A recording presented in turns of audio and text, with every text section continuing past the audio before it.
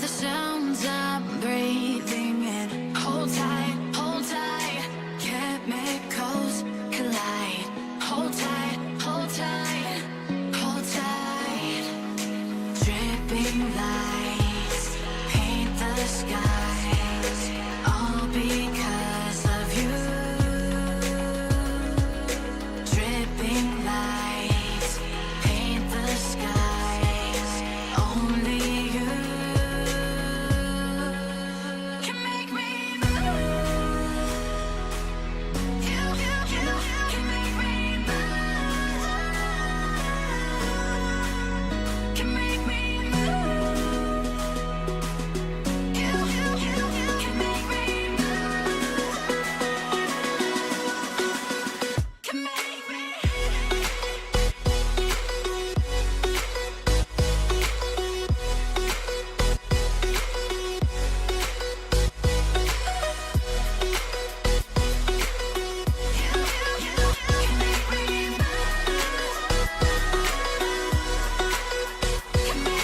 So alive, make it last forever. Stop in time, yeah, I'm surrendering. Hold tight, chemicals collide. Hold tight, hold tight, hold tight. Dripping lights paint the skies, all because of you. Dripping lights paint the skies, only you can make me move. You can make me move. Can make me move. Can make me move. You can make me move. Can make me.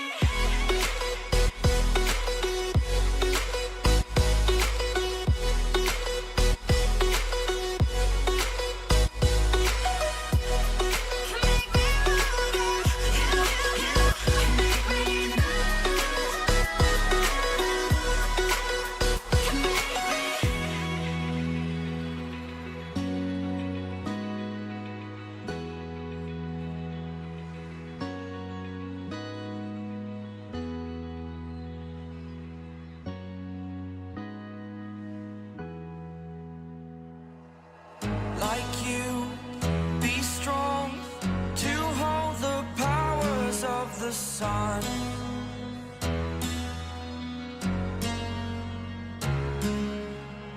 To dream, believe in strength. Now I'm the only one, only one.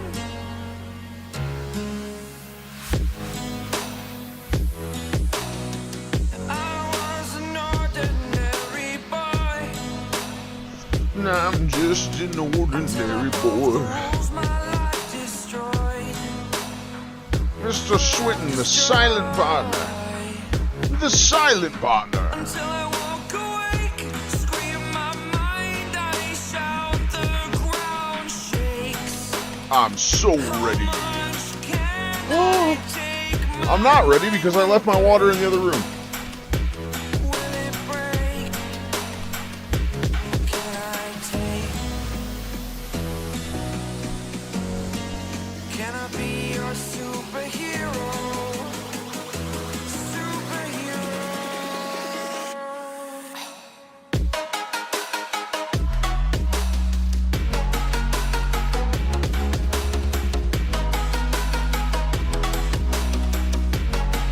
Can I be your superhero? Now we're hydrating like a boss. We got the best shirt ever on. We're ready. We're ready. Risen with the tism, baby. Oh. I just realized my shirt is ripped. Fly up. Well, got me in another around the house shirt, I suppose. First time up today. Alright. Day. What am I doing? To dream, believe. You are the strength, you're all I need.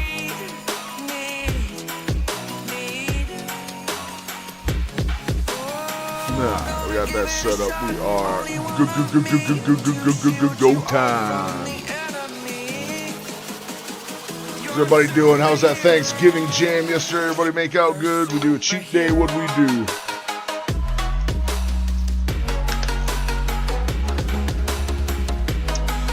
I very much had a cheat day.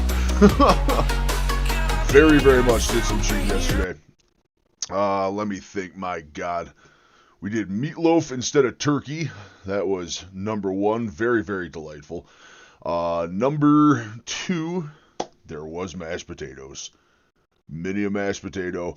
My parents in their garden every year grow a ton of baby squash. They did baby squash with cinnamon and maple syrup. Definitely fell to the allure of one of those. And then 2 pieces of pumpkin pie with whipped cream at the end. Couldn't help it. It was absolutely delicious. I knew the scale was going to bump up today, but for sanity's sake, it had been almost 60 days of carnivore. I think we earned one cheat in there. Biggest thing, not letting it carry over. Biggest thing, going to another family member's house for Thanksgiving, is the ability to not bring the stuff home with you. Even though I did bring stuff home. But it was all for my wife, and it's all gone now. She finished it right up. Got a big old sirloin tip in the crock pot right now as we speak. That should be done in the next 2 hours here. So I'm going to have a big old bowl of that as soon as it's done. I'm just checking on some videos here quick and we will get fired up. See what's going on here.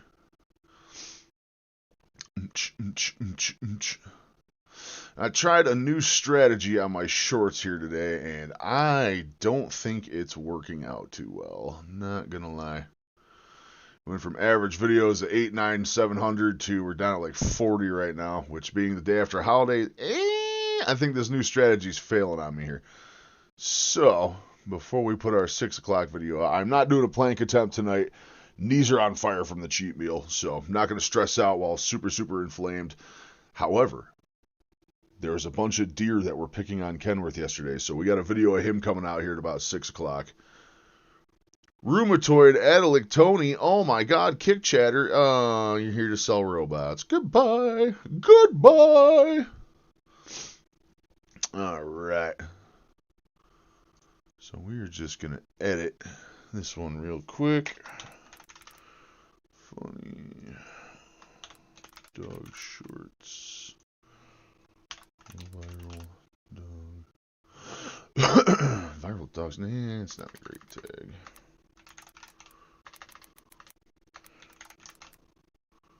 Journey, we'll go deer. Fairly well considering I went off diet and turned into that voracious shark. Yeah, no, like I said, I got a lot of bad stuff in me yesterday, but I didn't go megaton by any means. I had 1 plate of food. Well, 1 plate of food, 2 pieces of pie at the end. But overall, as far as dinner-wise, I did 1 plate. I never even reloaded it. I never did anything. I had a big old stack of mashed potatoes with a ton of butter. That squash, man, the squash. I had like 6 or 7 Brussels sprouts. And then when I brought stuff home for the wife last night, there was a little piece of meatloaf left over. I finished that. But said and done, we are all good. I got a massive sirloin tip. This being 300 blackout. New rifle day. Have to think about it. 300 blackout. We love 300 blackout around here. You a hunter, Coyote? Meet your superhero. Alright. Dog Shorts Junior, Real Talk Deer. I think we'll add that. I think that's good enough. 1, 2, 3, 4, 5.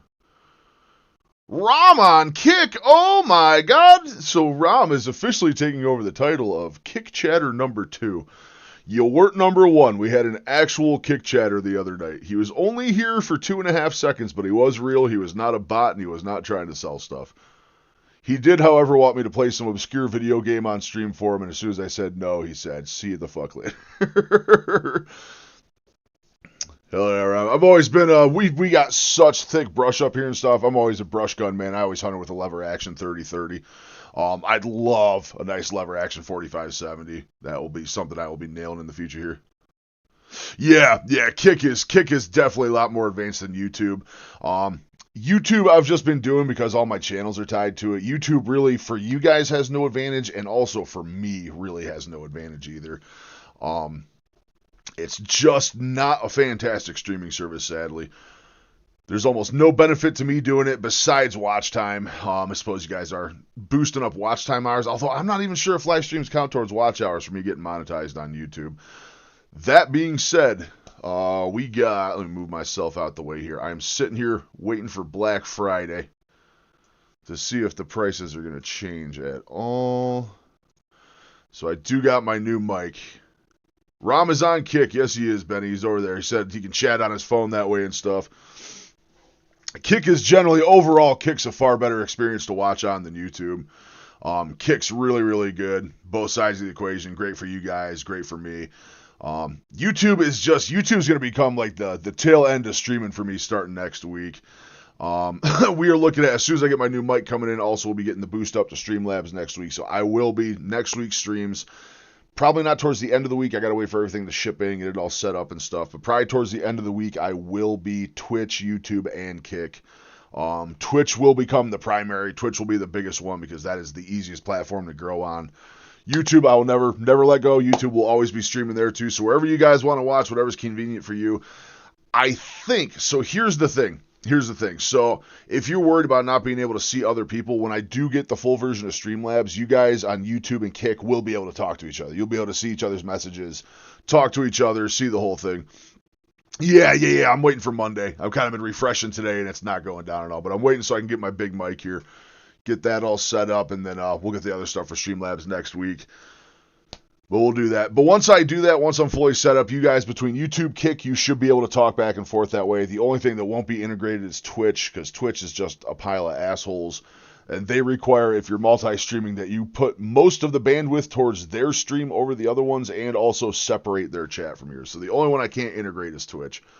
But whatever's more convenient for you guys, I'm putting options out there. Also, starting next week, probably 2 to 3 days a week, I'm going to be live streaming on TikTok too. I don't know if you guys are TikTokers. If not, I don't blame you one bit. It is just a shit show of a cesspit of short videos over there. That being said, I unlocked live streaming. It's not a stream like this. It's basically stream from my phone. It's just a one-on-one combo. But starting next week, I will be doing 2 to 3 TikToks a week. TikTok's going to start really bumping up. Again, I saw the video evidence today. I mean, we put out... Hold on, I saved that. That's all good. So we put out a weigh-in today. I put out the same weigh-in at the same time. I do all my TikToks for my shorts anyway. All my TikToks and all my YouTubes go out at the same time. I pre-stage them, preload them at least like 6 hours ahead of time. Get the algorithm going. Let them loose at the same time. We are at 44 views on the weigh-in on YouTube right now, which I tried something new, and I think that's really kind of a part of that. At TikTok, we are at 750 on the same thing. TikTok is really starting to run the numbers up. Yeah, no, for sure, Rob, for sure. Like I said, if you guys don't TikTok, I don't blame you one bit, man. It is just brain rot over there. I don't even peruse it myself. Like, I don't even skim through it and look at memes or do anything. I literally post my stuff and respond to comments, and that's about it. I've friended a few people that are following me and stuff, and I kind of go back and forth and watch their stuff too, but consider the next experience to really drop a deer or hog with a 223. Yeah, 223, man. 223 is rough. If you're not hitting a heart shot, those things are going to run on you for sure. I mean, even a lung hit on 223, those things will run 100, 150 yards on you. We're big boys, tracking in our strong suit. That being said, I do have a large chunk of venison coming next week. I was talking to my dad. He has 3 tags this year. So he is all set up. He's going to wait till he gets the biggest doe he can. He usually waits till he sees about a 200-pound bow, or 200-pound doe. Right behind his house is a huge apple orchard. So he doesn't bait deer in, but there's an apple orchard right there. He's just kind of got to go sit on the bank and wait for the fattest one to show up. So as soon as he gets that, he's going to give me a whole hind quarter off the biggest doe he gets. So I'm going to have a big old venison butcher video.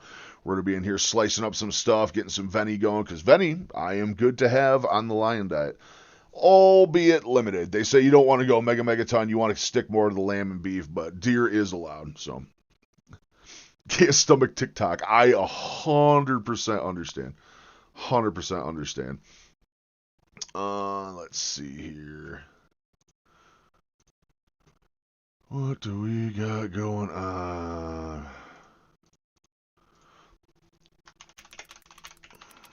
Expecting worse from Turkey.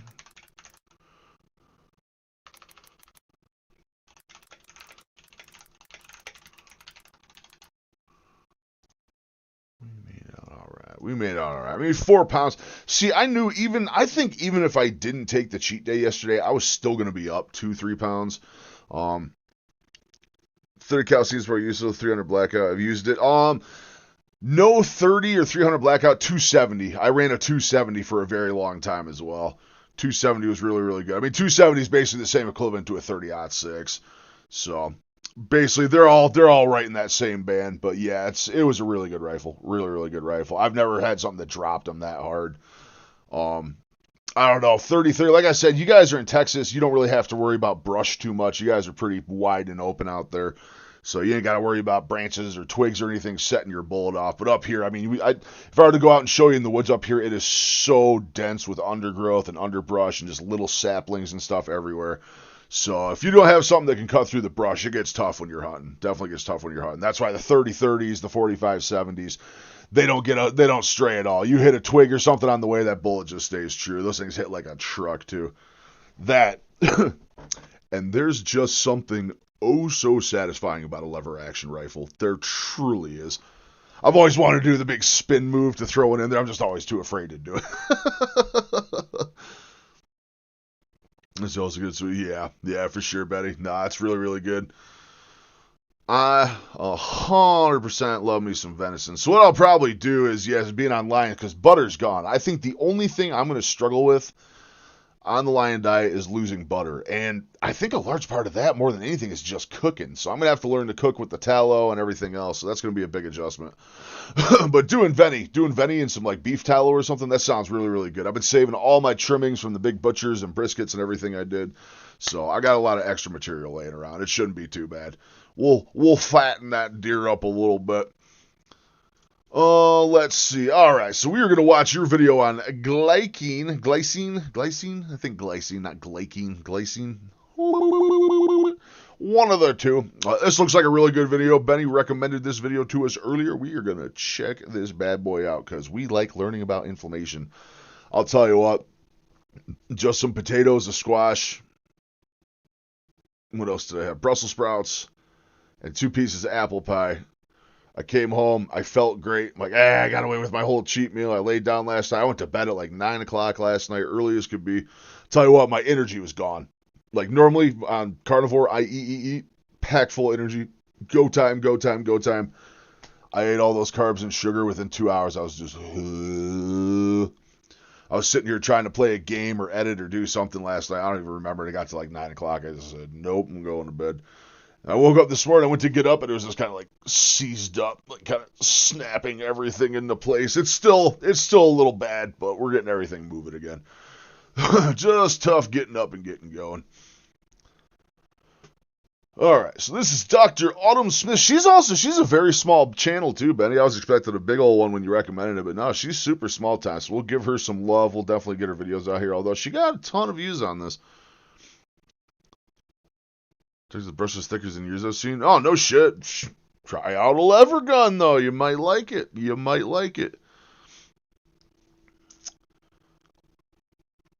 I don't like all these. They're starting to go so tactical with like the lever action guns and stuff, though. The 45-70s, they got them like grayed out with poly grips and all that stuff. You need a just straight wood and brass OG lever gun. Got 6 in the tube. They are fantastic. Yeah, no, if you're east in Texas, yeah, you're getting close to Louisiana there. I remember them backwoods of Louisiana. Whoo! You need something to be able to put a gator down if it comes at you. I cannot think of anything. I remember driving down a back road in Louisiana one time. I turned a corner, and it wasn't a huge gator. It was probably like 4.5, 5 foot. Dirt road, single lane road, and it's just, I turn a corner, and there's just a gator sitting in the road looking at me, and it's just, what do you do at that point? It's like, I'm just going to hang out and let him make his decision. I'm going to let him make his decision. I'm not getting out of the goddamn truck to fuck with that thing. Although in retrospect, beating up an alligator probably would have been pretty fun. All right, so Dr. Autumn Smith, we're going to look at glycine. We're going to see if it is a way to reduce inflammation because we love inflammation reduction around these parts. Inflammation Shippa! is not an appropriate response to injury, only to infection. Huh. kind of cute. than it was Kinda for cute. previous generations, because previous generations they used to throw the bones in the soup instead of the trash, generating more and more inflammation because of glycine deficiency. You make less with age. You make less with obesity. You make less. Yeah, with no, this diabetes. is the first time I couldn't even enunciate it right there because I've never even heard of it. But I was reading the comments. Apparently, it's comparable to like creatine, but almost for. I'm not sure. Less We're in gonna watch. cancer We're gonna watch and patients. see what happens. And that's the key discovery, really. I can smell that goddamn sirloin tip out there, and it smells good. It's the exact same one I ate on stream that other night It there. changes everything and leads oh, you I can't to wait. the role of glycine. Hi, everyone. Really exciting show this time with Dr. Joel Brind. He's the author of The Glycine Miracle, among other books, and the creator of something you're going to love called Sweetamine. He's a renowned biochemist. He's been studying amino acid metabolism since 2007. He's as serious All right, a all right. She's got scientist almost as 20 they years can in. get. And so I'm really excited to tell you about a nutrient deficiency that's underemphasized, that most people don't recognize they have, and that could be making you age faster, have more inflammation, increasing Get your me out of the rate. way, I mean, number it's a one. very, How very about that? important thing we're going to talk about today, and it's glycine. So welcome to the There show, we go. Dr. Now you can Joel actually see. Brind. I'd love it if you could just give us a little bit about your background, your training, and what got sure. you into this whole world of glycine. Well, I have a PhD in basic medical science. That's majoring in biochemistry, physiology, and immunology. And I taught biology, human biology, and as a few other subjects, and also endocrinology for 34 years at the City University of New York. And it's curious, the glycine story is kind of like the meeting point of the biochemistry, physiology, and immunology, because the biochemistry is what got me into glycine. How does your body make it? How does it dispose of it? We're talking How does it biochemistry. fit I'll do my into best to keep up metabolism? here. Physiology, because the reason why it's tends to be needed in much higher concentrations than our body usually can make it or even ingests it due to the dietary habits that we have, is that excuse me, I don't know why all of a sudden I have a cough. Maybe I'll take a little more glycine, but I think a drink of water would probably There you go. But it also has to do with the immune system. Inflammation is all about the immune system. You gotta catch that on the edit side. You gotta pull that right out of there. It's not really biochemical. It's really a cellular physiological role. So there's cellular physiology, immunology, and biochemistry. It's kind of like my education was designed for this. I'll tell you one thing though. I know you guys have dealt with indigestion stuff too. After all that cheat meal, man, my GI stuff, upper GI, acid reflux, all that stuff, 10 times bad. 10 times bad. 10 times worse. 10 times bad. It's 10 times bad. 10 times worse than it has been the last 2 months doing carnivore. So, pretty much a clear indicator. Although I was involved in mainly hormone research, steroid hormone research for the most part, for most of my career until about 2007, when I started working on nutritional research and aging, because some colleagues that I was working with had identified a very interesting phenomenon called methionine restriction. Methionine, as you may know, is an essential amino acid. It's one of the I feel like we should start having Grok up when we do this, get a little more information on what we're actually looking at here. Do I have Grok? I guess we could just do it through X. Do I actually not have the Grok website? I thought I had the Grok website saved. Apparently I do not. I'm going to move that over here. No, it's not where I want you to go. No. Oh, God, what are we doing? There we go. Alright, so what was the name of that shit? I was involved in mainly hormone research, steroid hormone research for the most part, for most of my career until about 2007, when I started working on nutritional research and aging, because some colleagues that I was working with had identified a very interesting phenomenon called methionine restriction. Methionine, as Methionine.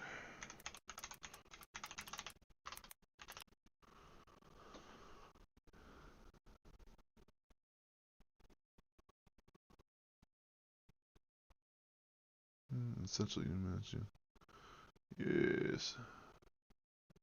Yes, tell me, Grok, tell me. Frequently misspelled methionine. Oh, okay, so of course I spelled it wrong. I actually do spell it meth. An essential sulfur-containing amino acid with the formula. Your body cannot produce this. You must obtain it from your diet. It's one of the 9 essential amino acids and serves several key roles. Protein synthesis, we love that. Methyl donor, okay. Precursor, okay. To antioxidants, that's good. Provides sulfur alongside cysteine. It's one of 2 sulfur-containing amino acids contributing to protein structure and function. So basically, you're easing your processing of all the protein we're putting into ourselves, which is a lot. We are hitting protein numbers. I know each and every one of us is on carnivore. So, shit, I had a day the other day, like 250 grams. Proud of that. A lot of food. Meat, fish, eggs, dairy, Brazil nuts, soy protein. Nah, I don't think I will. 19 milligrams per kilogram of body weight. What in the hell is a kilogram? Put that into freedom units for us. Feel free to clarify. No, you got it right, Grok. You got it right. Okay, so basically, all in all, it's just one of the precursors to breaking down protein to start using as a building block. Nah, I'm keeping up. I'm keeping up. Is an essential. I think we're going to start doing that more. We're going to have Grok on standby. Like I said, Grok isn't 100% right all the time. You do have to do some extra research, but it's a real good tool, especially to figure out what we're looking at here, what we're talking about, because a lot of this goes right over my head. Again, risen with the tism. Essential amino acids. 2.2, gotcha. What the hell is a kilometer? Actually needed in very small quantities because being essential, your body has lots of ways to recycle it and regenerate it and reuse it. And the trouble with when I started working on tofu, this, my goal was I've never been, I don't know if tofu is a texture thing for me again. I know there's like all sorts of crazy stuff you can do with tofu, but yeah, pretty much, yeah. Not huge on tofu. If I was in a pinch, I'd eat it. Find some way that you can mimic the phenomenon of methionine restriction as if you were eating less of it, because when animals did that, rats and mice in the laboratory, has been shown repeatedly, when they eat less methionine, enough, but just enough methionine, they live 30 or 40% longer. So this was a very big phenomenon in aging. It's still recognized as methionine restriction. And so in doing my library research at the time, I realized that other researchers had discovered that in getting that methionine, your body has lots of ways to regenerate it, as I said, and reuse it because it's essential. But because of that, your body only has one way to get rid of the... Truly a miracle how our bodies work, man. It truly is. Truly is. What do I got? So I sit here and I peruse this every now and then. I claim to be a dummy, but I'm not a full dummy. But I have a beautiful anatomy and physiology book here, about 1,000 pages. Man, I flipped through this stuff. Crazy read. Amazing stuff. I also have an entire ICD-10 CM sitting here.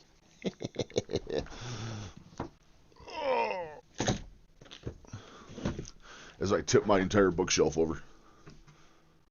The excess. These days, in our society, we're going to get some Repolys in. Right? We eat more than enough food. We've got lots and lots and lots of protein and everything, more than anyone's ever had in human history, right? So your body is really designed more for famine than feast. And so it only really has, that's why diabetes is so important, because, sugar, your body has lots of ways to make sugar if you don't have enough, because it needs to have some to run on, and it can make it.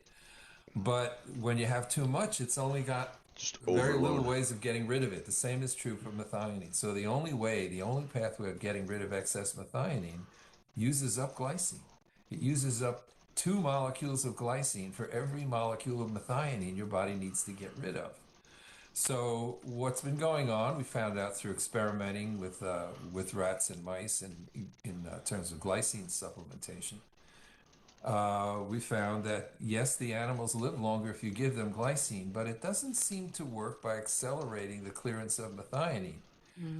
But what methionine does, if you don't restrict it, is it ends up wasting glycine. So it was the glycine itself. What the glycine was doing, not so much its effect on methionine.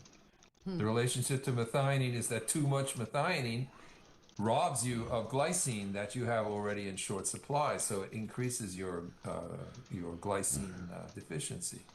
So that's what it turned out. What was it with glycine? And turns out that there's a literature that goes back into the 1980s. So essentially, what I'm getting that, from that is we're using that processing the methionine or whatever the hell we fucking searched.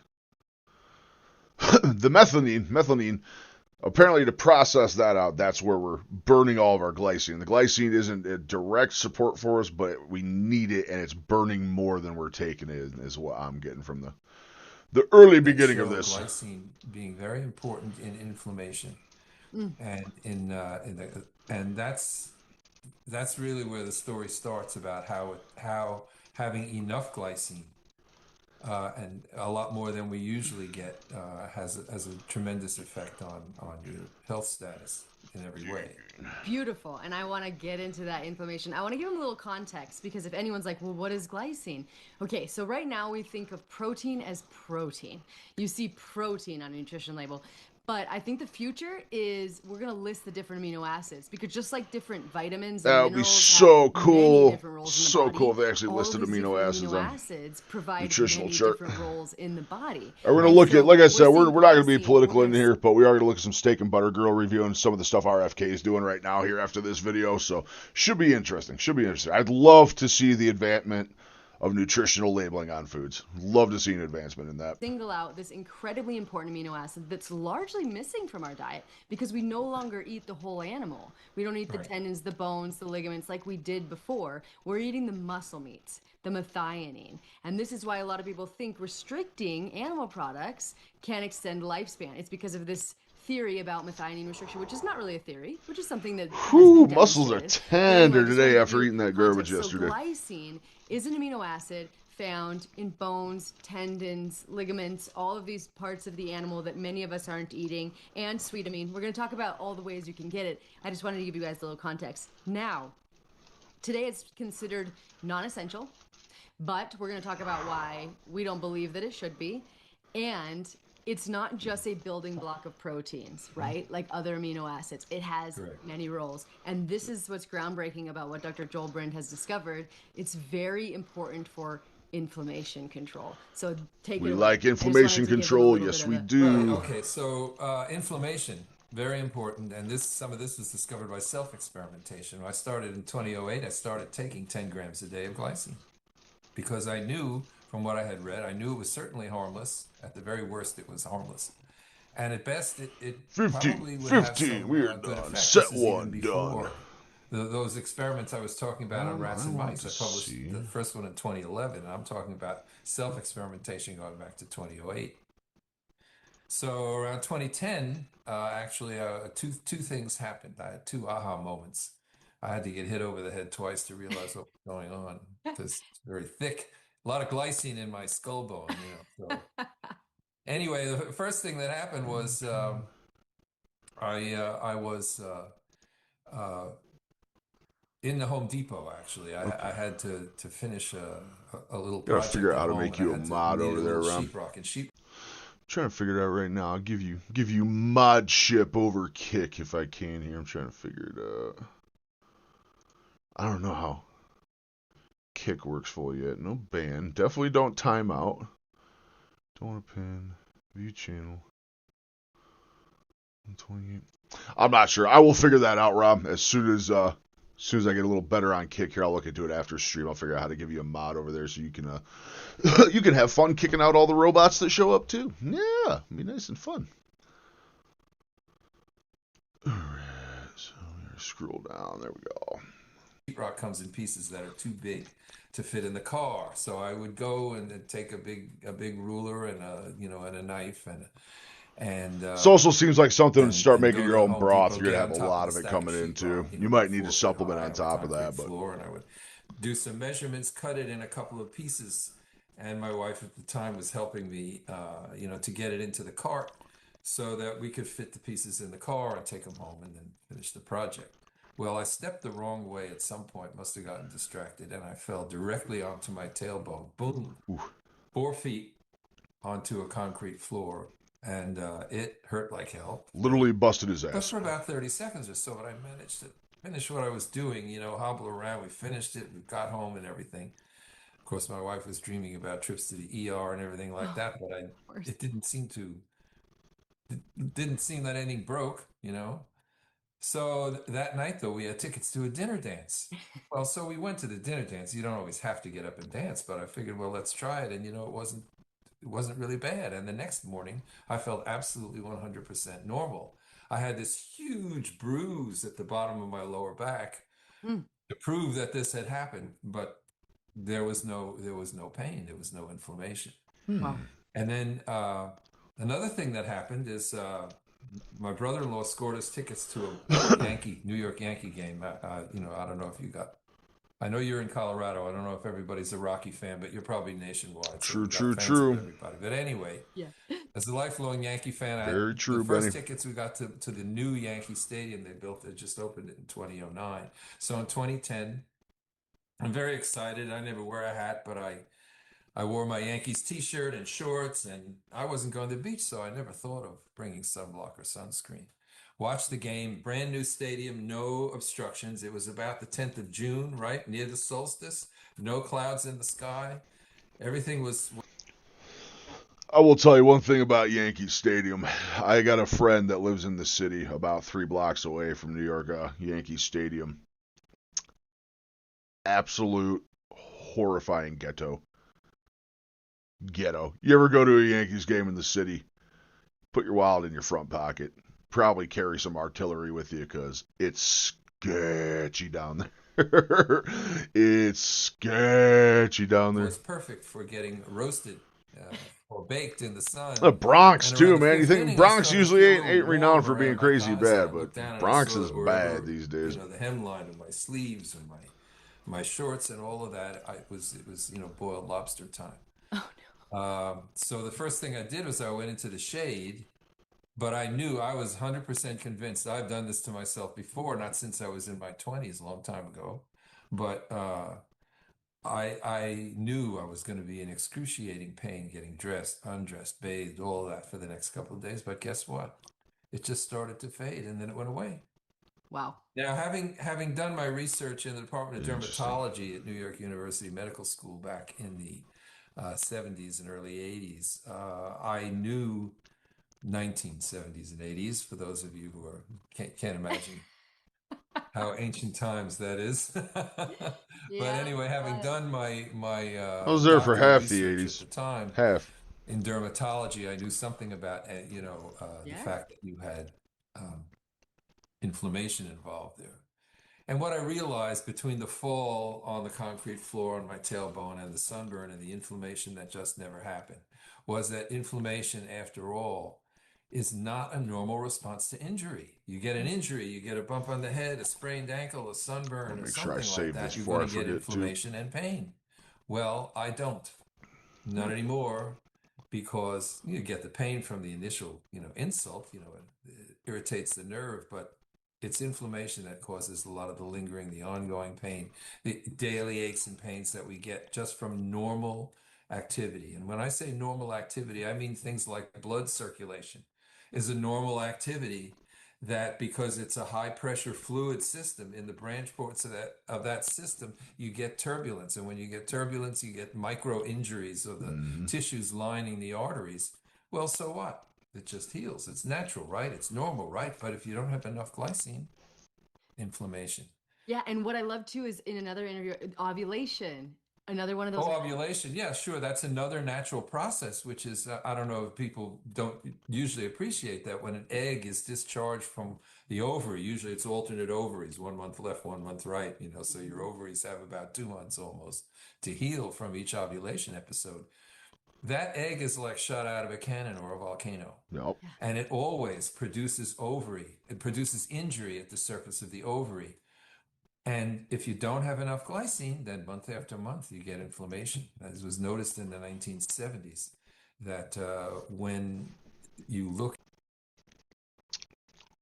Pretty sure I'm going to share this with the wife. Pretty sure this is some good knowledge for the women. Salmon, chicken, and pork skins. Oh, I do. That salmon I made the other night. Oh my God. Skin was so good. Finish it off in the pan with butter. It was like a potato chip. Just texture of a potato chip, that salmon skin. Oh my God. Sadly, pork, chicken, and salmon are things that won't be on my diet here for the next 90 days coming up. Although, with what we went over last time, I think for the B1 factor, we might do pork like 2 nights a week or something. We're going to figure it out this weekend, though.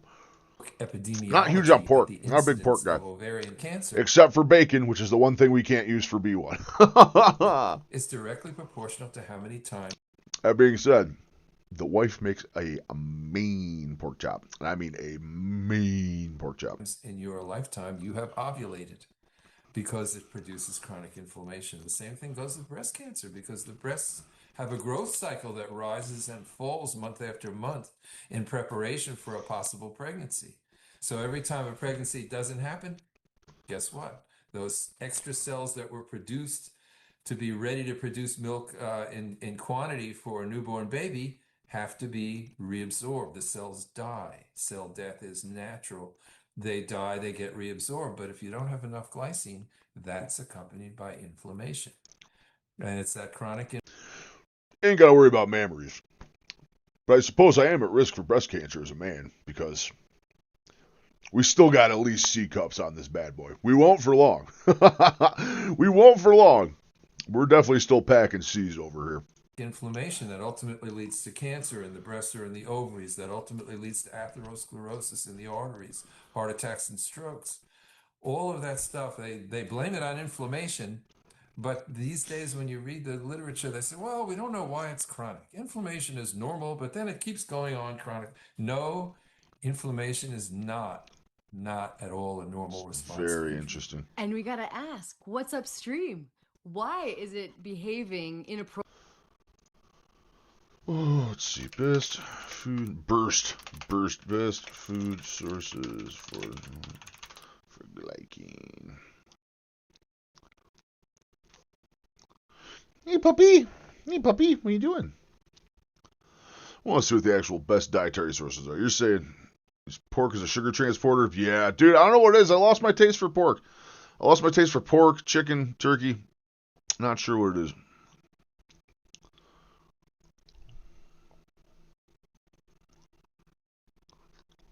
It seems like it's pulling a lot of veggies up. Should have clarified meat sources.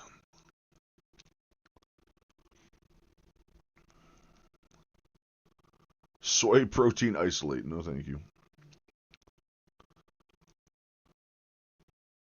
Especially abundant in collagen. Okay. Redo with meat broth sources only.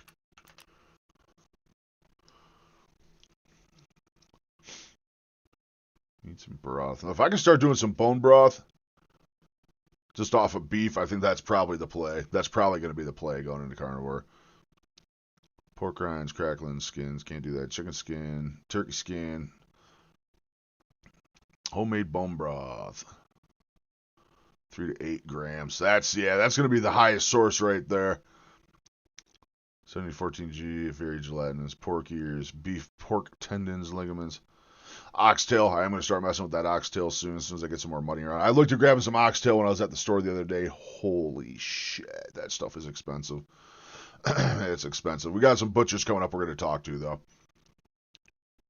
Chicken wings with skin. Salmon skin, crispy. Oh, yeah. Love me some salmon skin. Beef brisket. Point N. There we go, man. Beef brisket. I'm using the brisket for crock pot meals. So that'll be great right there. The Point N. Just took that whole Point N, put it into like 3 pieces for the crock. That should be great.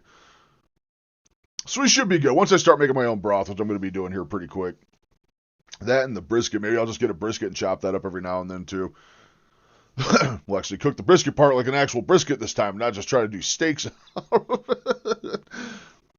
Oh my gosh, speaking of beef, I can smell that loin out there in that crock pot right now. It smells so good. All right, let's get back into this. Appropriately Right. It's something, it's that nutrient deficiency. So get nerdy. I know you've got to love the nerdy. You're the biochemist. So Yes. what are the mechanisms by which Okay. glycine? Yeah, tell All us. right. Well, here we go. We go to the immune system has first responders. They're called macrophages.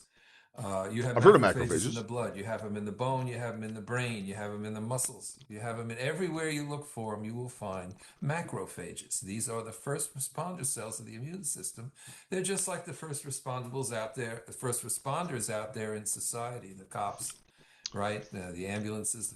I think macrophages, if I'm not wrong, correct me here, they're the ones that latch onto foreign bodies and stuff, and they're the ones that basically tell the white blood cells where to target for the immune system, if I remember correct. Fire trucks, the first responders. I'm a little retarded, but I'm a little smart too. 50-50. Which portion of that 50% you're going to get at any given time is a guess. But sometimes we're good. And they have a dual role. I'm They correct. can All be right, that's what I figured activated out. in That's what I two figured. ways. They're Whenever the there is targeting tissue system for the injury, white blood whenever cells. cells die, See, whether from I know injury things. or a normal physiological process, whenever cells die, they attract macrophages to come there, and they get activated to show up and clean up the mess, or they get activated to draw their weapons. I think I actually subdued my own intelligence. Weird side note here. But I was thinking about this the other day. And it's hard for me to get back into the point where I want to use my brain again because of this.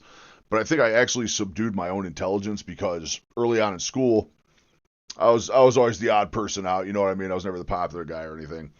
And people seemed to like me more and laugh a lot more and be happy around me when I was acting like a moron. When I was being just jerking off in school and just not, well, not literally, of course. To emphasize that, not literally. But I was just jerking around in class, being a moron, being a retard, letting my grades slip and everything else. Everyone was laughing and happy, had me around. But I trained myself out of being smart and using my brain. And I think I let that just run for way, way too long. And now I still have that ingrained in my brain somehow that I need to be stupider to be more funny and have people like me and stuff instead of just trying to use my brain and actually being a smart person. So weird side note there, but I really feel like that's something that's affected me for a long time. It's good to talk about. Out and start shooting because some infection has gotten involved. You see, inflammation is only when these macrophages start shooting the place up with chemical poisons to kill whatever infectious microbe has gotten in before it kills you. That's really the only purpose of inflammation. Is a first response to infection. It has no business happening when there's no infection. So as you say, why does that happen? Yeah. It happens because there's no trigger lock on the guns that these cells will draw. So what happens is the activation of those cells to produce inflammation is a process that is regulated by glycine.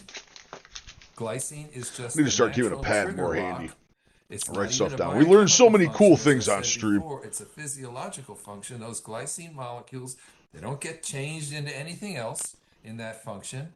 They just hold basically what they do is they're holding open pores so that chloride ions can come into the cell, which keeps the cell from getting activated. They're called, the glycine receptor, as it's called, is also called a glycine-gated chloride channel for those nerds out there.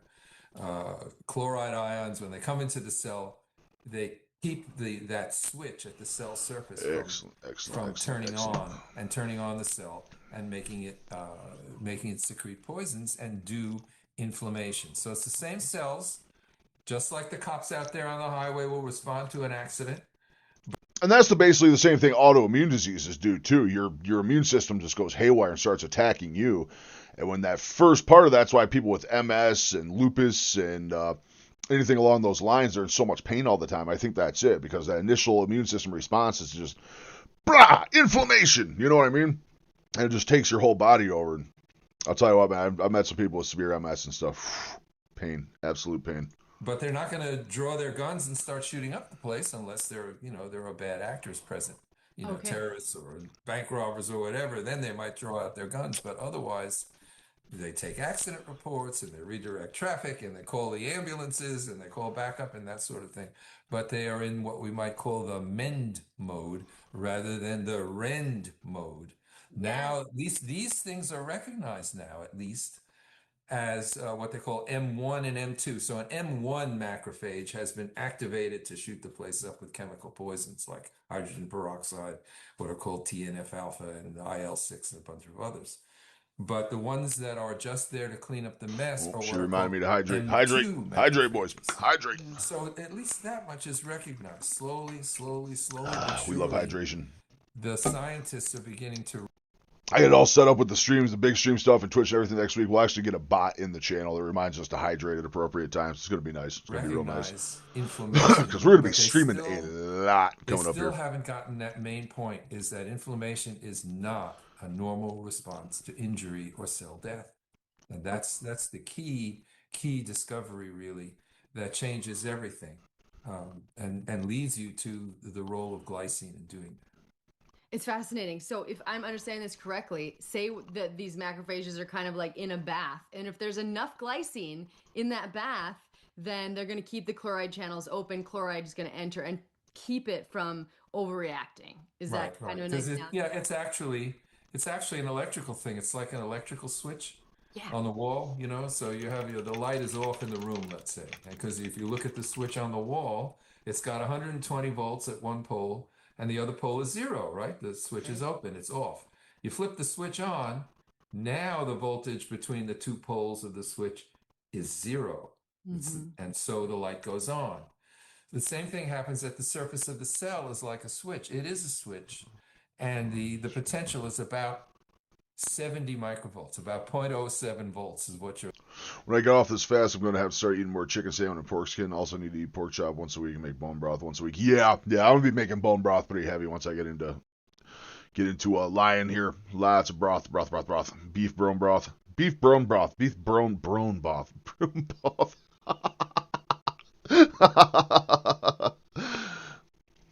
Bit much emphasis on the syllable there. I got ahead of myself. All right, we're gonna go. Hold on. Mod B coyote added as a moderator. There you go, Rom. You are officially a mod on the Kick side of things. So, if you see any robots come in advertising bot views or OnlyFans or any of that shit, you feel free to kick them to the curb, my friend. All right. So we got that. Your cells run on in terms of electrical switching. Little less than 120 volts, but it's nevertheless, it's an I will miss electrochemical salmon potential. skin. And these Whew, I got my chlorides last are 2 negatively fillets I got to eat charged, up and tomorrow. if they're allowed to diffuse into the cell, Last 2 it fillets, keeps and then I the got inside. I'll get a dose going in. I'll have my last salmon fillets tomorrow, and then I'll also I got skin on chicken thighs I'm having Sunday. It's pretty much my final meal before it's lion time. And then Monday, I'm planning out right now, I will be doing bone-in lamb chops and just some nice 80-20 ground beef will be the initial lion diet starting day. I'm going to do daily diet stuff for shorts on what we're doing for lion. Yep, Rob's over there. Kick them all. It doesn't matter if you're a bot or not. You're gone. I've been trying. I was gonna mod all you guys, but through Restream I can't do it. Restream's like its own entity, so you can't even set up a mod subsystem or anything. It's stupid. More negative, which is what prevents it from depolarizing, to keep the switch from going on. So as I said, it's a trigger lock for macrophages, glycine, because Like I these said, are I'm glycine-gated. 90% sure once I get the actual versions and stuff set up here that Kick and YouTube should be able to talk to each other. I'm pretty sure it should just have the tag next to the name. Actually, let's find that out right now. Through Streamlabs, can Kick and YouTube chat talk to other? Let's just find out right now. Multi-streaming, like Kicking YouTube, y'all, come on. Grok is slow today. Grok is usually Johnny on the spot with the info, but I do like how it's starting to show the sources that's going for, though. That makes me trust it a lot more. You see it's siphoned like this, and it goes through like 20, 30, 40, sometimes like 60, 70 sources to get the right info, so.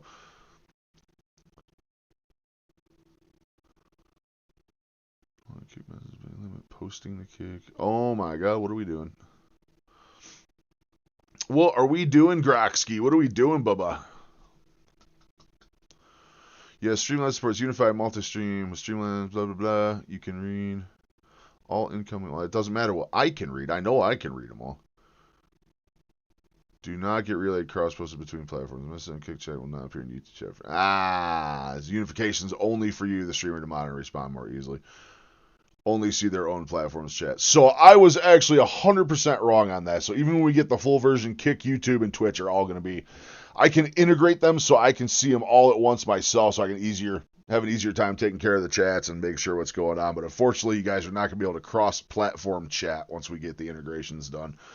Sadly, which seems dumb. If I can integrate them, I should integrate them for everyone.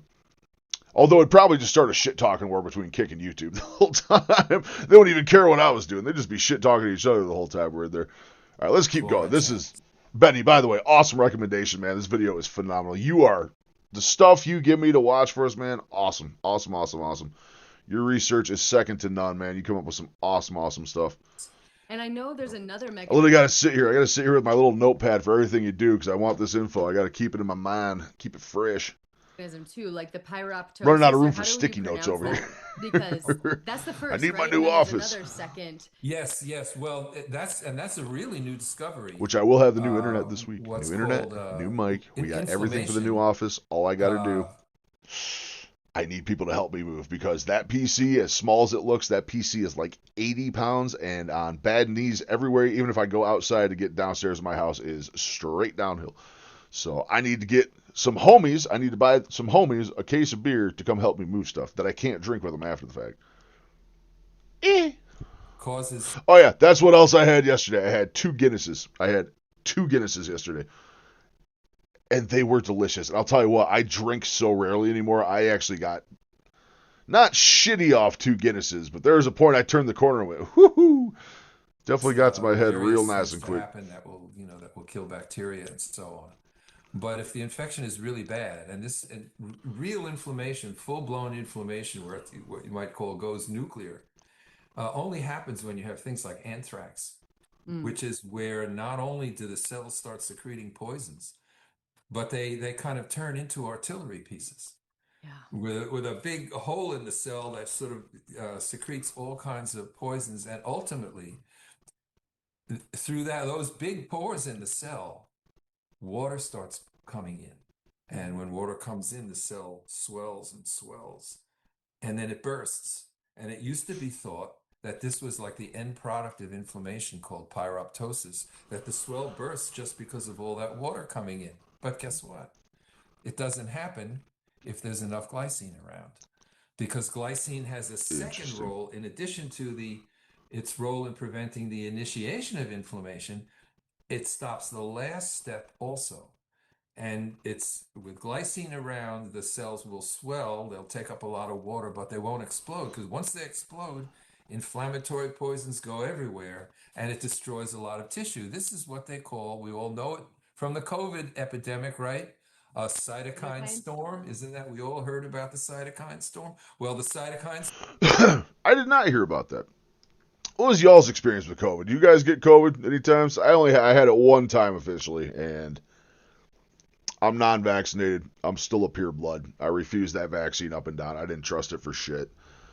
I will say, COVID was a motherfucker. No, that was a very bad flu. Very, very bad flu. I was on my ass for about a week and a half or so. It was rough.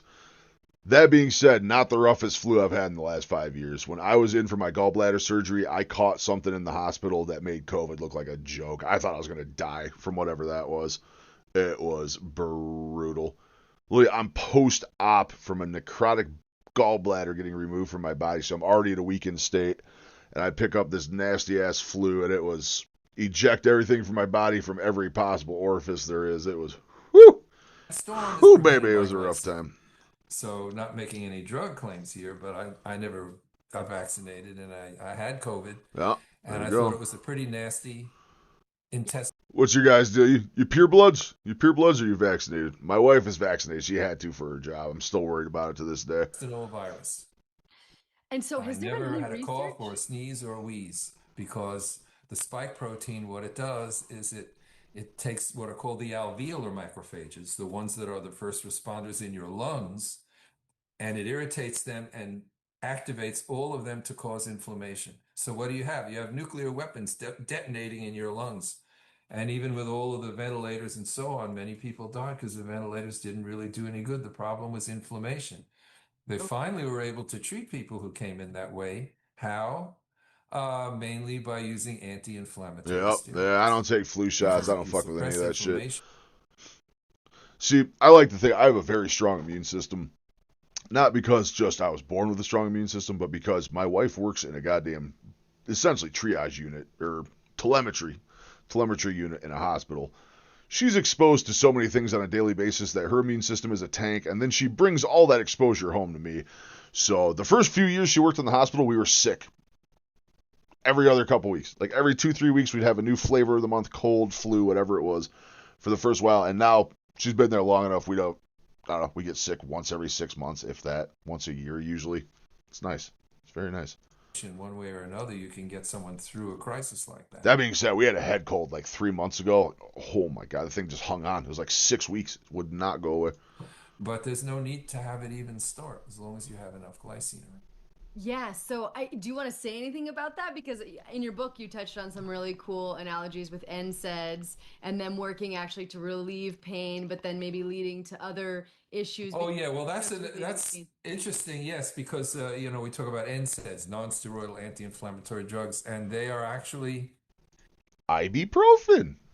They're not. I know another things. thing that's not named correctly, like calling glycine non-essential. To call them non-steroidal anti-inflammatory drugs, they are not They are anti-inflammatory drugs, yes, but they're also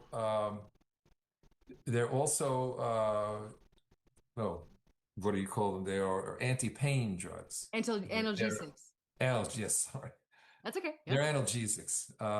So we mainly will take ibuprofen or aspirin because it is an analgesic. 2+ days, And it will yeah. make the I pain had go it when away. I Glycine got doesn't COVID. do It was that. rough. It was a week and a So half you or may so. have something that causes But pain I was that's not also, from when I got it, inflammation. it was also like right after I'd had the second bout with Lyme too. So I was in a rough state when all that happened. And something like these NSAIDs will stop the pain, not because they're stopping inflammation, but because they're analgesics. So glycine's not an analgesic, but it will stop. It stops inflammation, and it stops it right away. There's a lot of supplements around like curcumin and so on, and they say fights inflammation. Yeah, they do fight inflammation because they suppress one or more downstream actors in the inflammatory cascade. The glycine doesn't do that. It doesn't fight inflammation. That's it. You don't want to suppress. You want to get it at the source, which is sounding like what's this is. So, what's this is? My God, I can't talk. I have carbs and sugar for a day. I can't talk for shit. It just turns it off. It just turns off the master switch, which is that glycine-gated chloride channel, and inflammation doesn't happen unless you have a bacterial infection or a fungal infection. If those macrophages detect the chemical signature of a pathogen, right, a microbe that causes disease, a pathogen like a fungus or a bacterium. All right, fellas, I'm going to throw some jams on. I'll be back in just a couple minutes. Wife just woke up. I'm going to go talk to her quick. I'm going to let the dog out, and I need some more water. I will be back in 2-3 minutes. I got some jams going, and we'll be right back.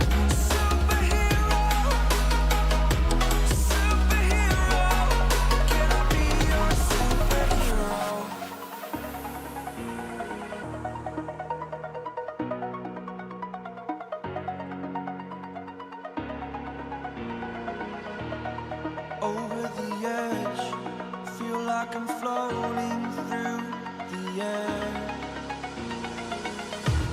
The pain I felt is paid for, all is said and done. Oh, I am restricted, fixed upon the web. I need to kick the habit that my mind is breathing in. Break out, I've got to see. Spent all my life holding all of it closely.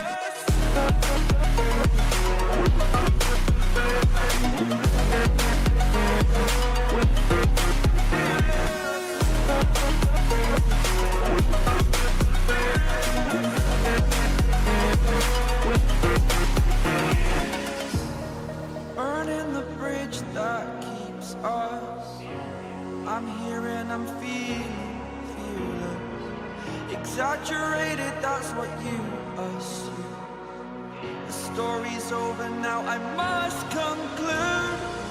I am conflicted, watching where I step still, hanging in the balance, not the life I want to live. I want to take it all, standing tall, fear I weighed the person you are. Oh, break out, I've got to see. Spent all my life holding all of it closely. I played it innocent, a feel of discontent. I'm finally facing it all, fearless.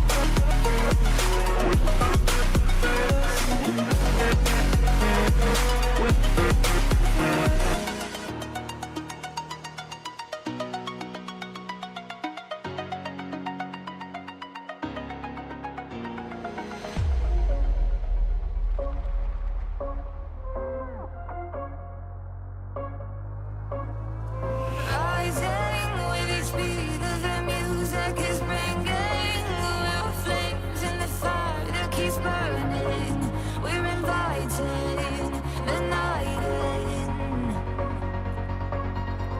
Welcome, my heart so full, I'm devoting myself to the night. There's no motive, we're just listening, we're existing.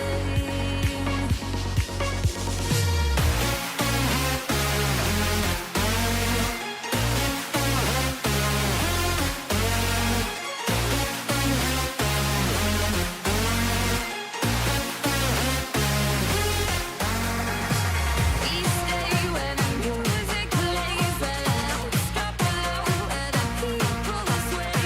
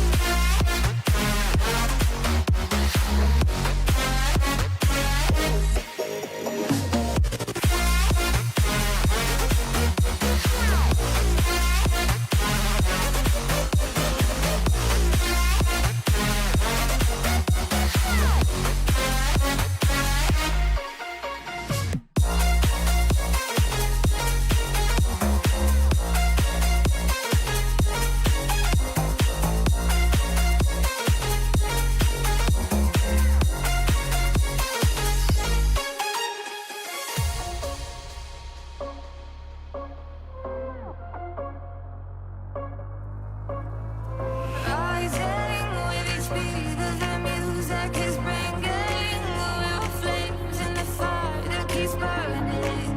We're inviting the night in.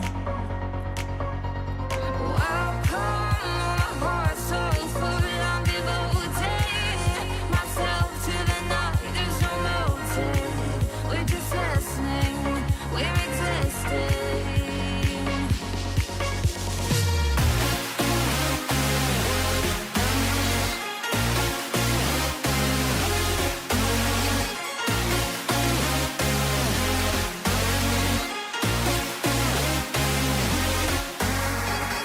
We stay where the music plays, let it stop below, where the people sway.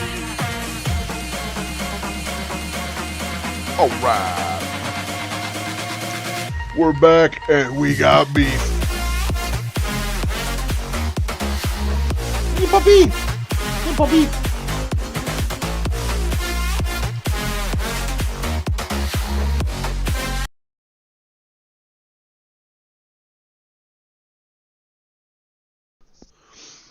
Scared with all my comorbidities. I was just really sick for 2 days. I didn't lose my sense of smell of oranges. Smell of oranges became nauseous. It smelled like fresh gutted fish. Ugh. Ugh. That don't sound good at all. I did lose my smell. I lost my smell for like 3 months after the fact. It eventually came back, but it took a long time. Actually, I'd argue it was still not all the way there until carnivore.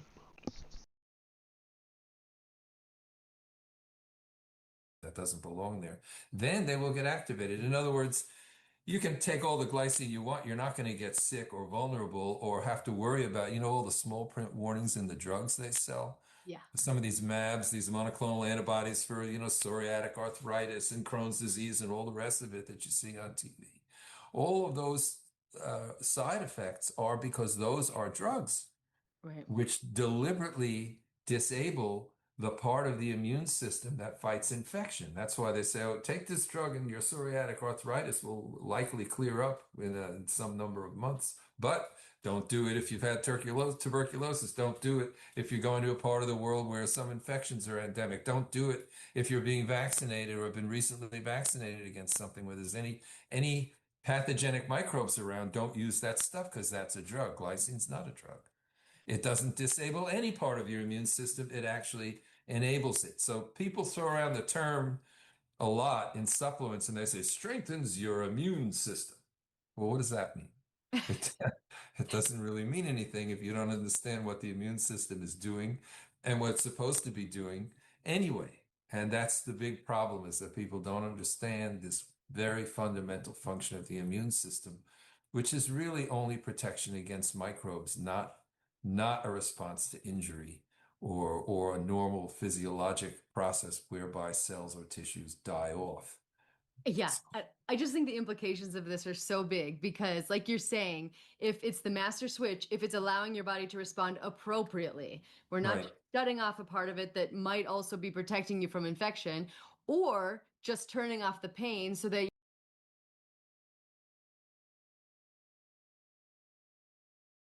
you're using the joint Yes. anyway and causing.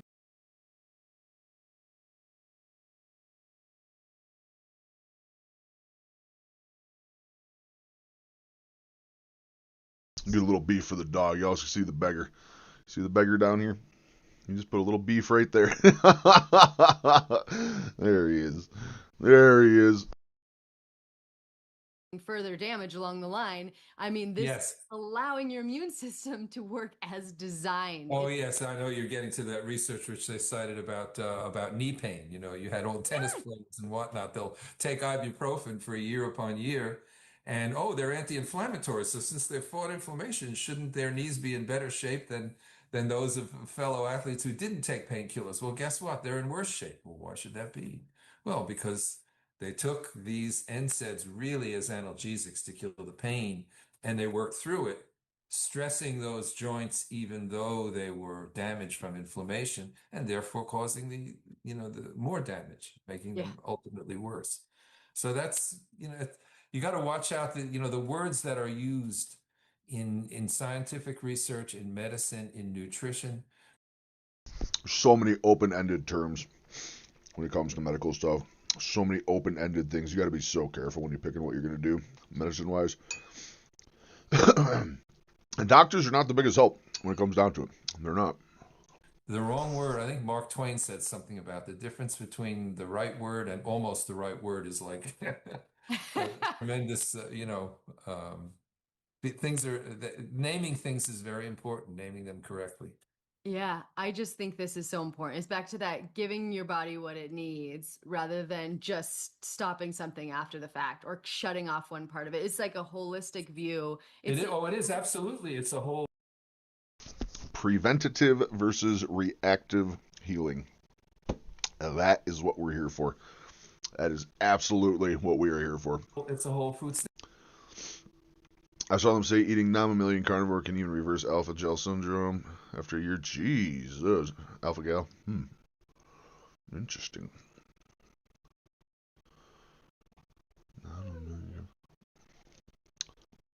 So we say non-mammalian, you're talking fish, seafood, stuff like that, right? Bird.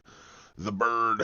Why is inflammation worse now than it was for previous generations? Because previous generations, they used to throw the bones in the soup instead of the trash. And also, the meats, grass-fed beef and so on, has a lot more collagen in the muscle. Now, the the amino acid differences between muscle and bone are really exacerbated because, the cattle are just fattened up on feedlots with the corn and soybean meal, and there's very little collagen even in the muscle meat.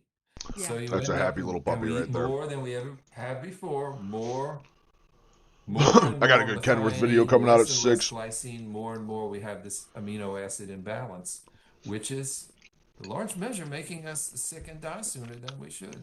Yeah, and we're going to get to some numbers and like what we should aim for every day, but I just want to highlight too the implications like you said. Where is the state of the research in terms of, you have to establish a lot of things. Is there an association? People with lower levels, do they have higher risk of certain things? And then you have supplementation. Like tell us about what you think are the strongest pieces of evidence pertaining to actual conditions we might experience, like heart disease or dementia. I've Oh even seen yes, and things there's around. some that are, that are probably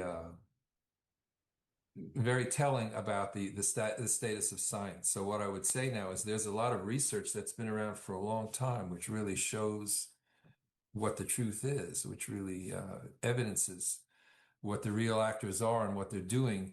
But the state of science is not very good. Why? Because the state of technology is great. People may have noticed in other realms that as the technology improves, the competence of the core field declines, right? The It's more so you have funny. AI, what do you think is going to happen to writing skills the more AI takes over?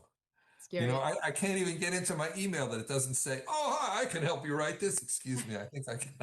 I think I can say thank you very much, and a Yeah. few other simple things in an email without AI popping into my screen and saying, "Oh, let me write this for you." No, but anyway, that's what happens. So in science, there used to be science. Pure science was you make an observation and you think something's going on. You have a question, and in answer to that question, you think of a hypothesis. So then you have to think of how you're going to test this hypothesis, and then you think of an experiment, you run the experiment, you get the data, and then finally you have your answer. Well, nowadays they call that hypothesis-based. I'm telling you, man, ticks are no joke. Ticks are no joke, man. Those Lone Stars. I didn't get that side of it. I got the Lime side of it, man. I'm telling you, no fun. Absolutely no fun. Worst few years of my life by far. Science. In the old days, we used to call that science. Nowadays, they have what they call data-based science. They have all these disciplines, all these tools they call omics, metabolomics and genomics and proteomics and lipomics. What are those? Those are devices, there's systems now where you can measure hundreds of things at the same time. So instead of trying to test a hypothesis that substance XYZ. The biggest thing you can do is just always check. Anytime you're near scrub brush or any type of just tall grass or anything, anytime you get done, just always check. Check your ankles, your legs, your back, all over the place. If you got a significant other, just have them strip search you. That's what I do. If I'm out in the woods or doing anything in tall grass or anything, I just get home and strip right down, just spin in a circle while the wife looks at me. You know. Does the tick check. May be a good marker for diabetes. And so let's test people's blood for substance XYZ and maybe a couple of other things. Well, okay, maybe we'll get a grant to fund the research and we'll run the experiment, we'll do it, that's fine. Nowadays, you can, we'll measure 300 different metabolites at the same time. We'll measure hundreds of different gene products. We'll do, metabolomics and genomics, and then we'll compare, let's say, people who don't have the disease with people who have diabetes or some other disease, throw it all into the computer and let the computer decide what's significant and what isn't in terms of differences between the patients and the controls. And then let's try and figure out why. So they start with the data, and that's really not science at all, what they call data-based science. In the old days, they used to call that a fishing expedition. And nobody would ever pay to do a fishing expedition because you couldn't have enough money and enough blood to test for all those things you need to test for because you don't really know what you're looking for. You're just on a I think it was you and me, expedition. Benny, that were talking about stinging yourself with the bees. The bee venom therapy for Lyme and tick bites and stuff. If it was, it's very, very interesting stuff. You should check it out. Really interesting stuff. So now there's lots of things of fishing expeditions. So one was in the so-called EPIC trial, European physiology, some acronym for a very big set of studies done with a European consortium of many universities. And one in the UK was studying What are amino you being a acids. crybaby for? And so they These are wanted to two pieces say, of what's beef. the difference between vegans, lacto-vegetarians, fish-eating vegetarians, and omnivores, meat Okay, if I don't get eaters? to pick you What's up, the you don't get difference beef. in their amino acids? So they He's not measured getting the beef either amino way. We already acids got of 2 huge 100 in each pieces. category. How many? Oh yeah, Benny, seriously, check that out. It's a really, really interesting read. So it's basically the idea is you sting yourself with honeybees. You could order kits for it online. They send you like 5 or 6 honeybees in a way to keep them alive for a while. And you sting yourself with them, and the bee venom, while harmful to you, is also more harmful to the Lyme bacteria. So that venom gets in you, it gets into your system, pulses around, and after you consistently do it for a while, it starts killing off every piece of Lyme bacteria in there. Because that venom touches it, it just disintegrates. It falls right apart, breaks it down so your body can handle it. Each amino acid do they consume? There's nothing more cruel than a dog who asks to be picked up and then runs away when you try to pick him up. Yes, I'm talking to you. Every day in their diet, which they followed very carefully and measured very closely. And then they measured the blood serum, the blood plasma of everybody to find out what were the amino acids in the blood. And so guess what? The ones who ate more lysine had more lysine in their bloods. The one who ate more histidine had more histidine in their blood. And it all seemed to work out fine, except when it came to one little pesky amino acid, glycine.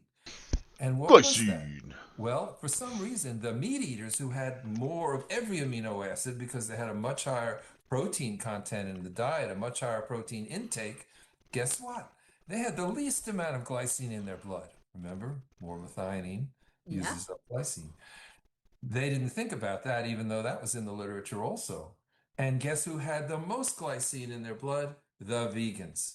Yeah. This explains why decades and decades of research have shown, oh, yes, it's much better to be a vegan than a meat eater because the protein content is different and plant proteins are better for you and all that. Well, it's just because when they do the animal proteins, they throw out the bones and the connective tissues. But when you eat the whole animal, you don't get those effects of glycine deficiency, more inflammation, more heart disease, more cancer, and earlier demise because you have the whole protein in there. But these people, they could not explain why the vegans had more glycine in their blood and the meat eaters who ate more glycine than anybody else had the least amount of glycine in their blood by about 20%. These are substantial differences. So this is one of the problems. So there it is. It was what they needed to know to connect the dots. They were in the literature already, but for like 20, 30 years. But these people are just interested in amino acids and they're so specialized. Everything is, we used to tell a joke back in our high school days, that with specialization is that as you go on in your educational career, you learn more and more about less and less until you know everything about nothing. And this is what the practice of medicine has become. And nutrition has more people who think holistically, you're one whole individual and you're eating all these things. And everything needs to be integrated together the way your What are body you does doing? it. So that's one of the pieces of research that I like to highlight as a particular thing. But there are lots of papers show the connection with diabetes, with obesity now, some of the most exciting research. And it's exciting because I'm starting to interest the cardiologists in my family. We like that. We like that. We Nice. like keeping good That hearts. is We a like big our deal hearts. because some cardiologists at the Mayo Clinic in Rochester, Minnesota, and also in Jacksonville, Florida, were studying childhood obesity. It's the dead bacteria cells that are causing the problem because it's not easy for our bodies to scrape up the cell parts. We don't make the enzymes. You're dealing with the aftermath. Yeah, that's what it sounds like. That's what I'm getting from this. Epidemic, right? Childhood obesity in this country. And so they had a very interesting hypothesis. They said, that of course, obesity is associated with all manner of, morbidity, and the heart attack and stroke and diabetes and all of that. But, when they're kids, they don't get it. So let's see if we can look for markers in their blood of these obese kids and see if we can find something if they're the same patterns that we find in older people who actually have diseases like heart disease. In this case, they're looking at cardiovascular disease. So cardiovascular disease is characterized by a number of metabolic markers. And let's see if we can find the metabolic changes, the biochemical changes in the blood of these kids while they're kids and before they have any of these cardiovascular diseases. And guess what? Glycine. And that, with other literature, other experiments that people have done, are showing that obesity shuts down glycine synthesis. So yes, your body makes Interesting. it, but it doesn't make enough. But also, when you're obese, you're making less. So your glycine deficiency is exacerbated even more. So it's you make less with age, you make less with obesity, you make less in diabetes, less in cancer patients. Guess what? All of these, going back to an earlier subject we looked at, all of these are the comorbidities in COVID deaths, aren't they? They're all, every last one of them is Very characterized interesting. by lower than Very, normal very glycine. interesting. And we know that normal glycine, which is just what everybody has, not what's necessarily physiologically optimal, Right. are too low. They're not physiologically optimal. So glycine levels, usually they're between 150 and 350 or so for an adult. That's about a normal glycine level. That's in concentration called micromolar. But actually, what's healthy is at least 500 to 1,000 is what's really healthy. And how do you know if it's healthy? Well, if you get injured, if you get a sunburn, if you don't get just from, let's say, a simple injury, that you expect inflammation. If you get inflammation from an injury, you know you're glycine deficient. That's a test. Yeah. Perfectly it. good for glycine deficiency, and you should take a supplement. But it's It's going to be a hard one for me to gauge with the arthritis and stuff. It's going to be a really hard one to gauge, but I get what almost he's a given saying. that the typical diet has 2 or 3 grams of glycine in it, and the average person on balance needs about 10. So you need another 8. That's why I formulated Sweetamine to give you 8 grams of glycine. So for the average person, that gives you enough so that you will see things that ordinarily produced inflammation don't anymore, and a lot of inflammation you don't feel. You do feel inflammation when you get injured and you feel pain and so on, but all that stuff going on inside your arteries and inside your pancreas and inside your ovaries and inside your breasts and all of that, that goes on silently. Yeah. Till many years later, you may get sick. You may get a coronary artery disease, you may get cancer, you may get any of these other situations, diabetes. So that inflammation is something that's not always something we can feel, but definitely supplementing with glycine is absolutely harmless. It's good for you. You need it. It's a fundamental nutrient. So it certainly isn't going to hurt to have more of it. Oh yeah, and I'm gonna give you a chance to really. I've tried Sweetamine and I love it. We're gonna talk about it in a second. There's 2 other things I am dying to have you comment on. But first, I just wanted to say too, there's this really cool trial you highlight several times in your book in 2008. Cruise, I think, was the Oh, first. yes. And they Diabetes. supplemented with glycine. Yeah. And they saw a reversal, lowering of some inflammatory markers, and also, I think, improved insulin sensitivity. But these people didn't lose weight. And that's usually Yes. the mantra is like, you got to lose weight in order to reverse diabetes. But why was glycine able to change it despite weight loss? Oh, Or yeah. what Go is your home. theory Don't around that? I remember exercise. it being Lock like, yourself in your house. Don't talk to people. Don't visit your dying family members in the hospital. Like, never forget, man. Never forget. I tried to pull some bullshit. Bullshit. Wuhan, baby. Wuhan. Theory is again that diabetes is an inflammatory condition. yeah. There are they found that, for example, that the thing, what has to do with weight is, and this was discovered a couple of decades ago, is that it's not so much fat, adipose tissue, it's abdominal fat. That's the fat that gets you. And what they found more recently, maybe 10 years ago, is that it's not even the fat that causes the inflammation. It is the macrophages, which are resident in the fat, those first responders.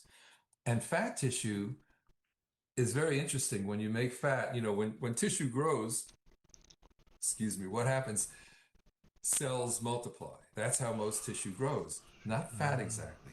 Fat grows, you put on fat. You get a depot of fat that maybe is 5 pounds. Now it's 10, now it's 20. If you go and you look at the cells count is the same. Each individual cell gets fat.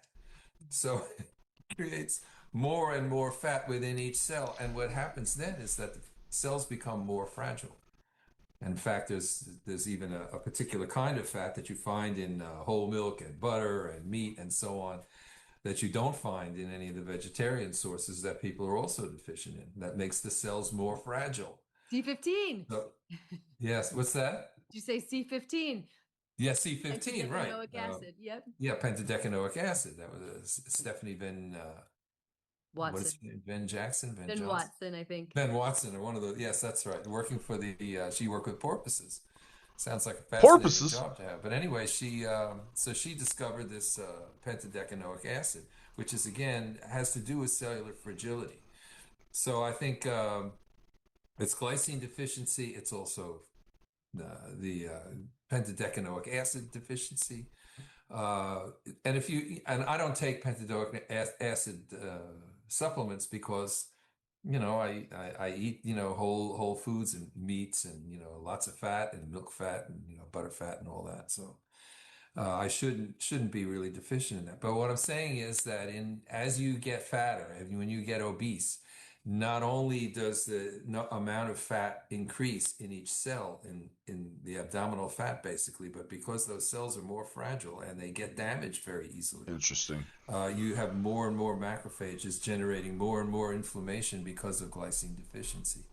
So even something like, gee, how does abdominal fat? Well, what do you do when you get on the scale and you found, ooh, I'm 5 pounds heavier than I was when I checked last month? So what do? You squeeze into the sable pants, you tighten the belt and you put a lot of pressure on your abdomen, right?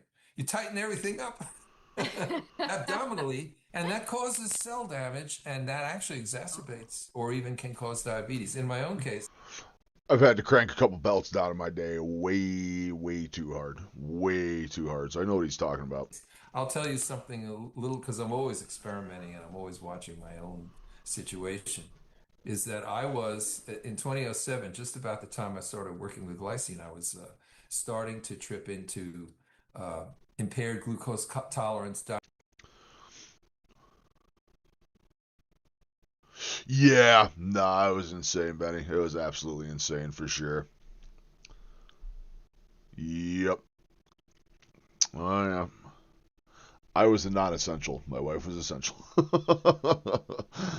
I lost my, I was a logistics coordinator for a fleet of CDL drivers. I managed like 75 CDL drivers, and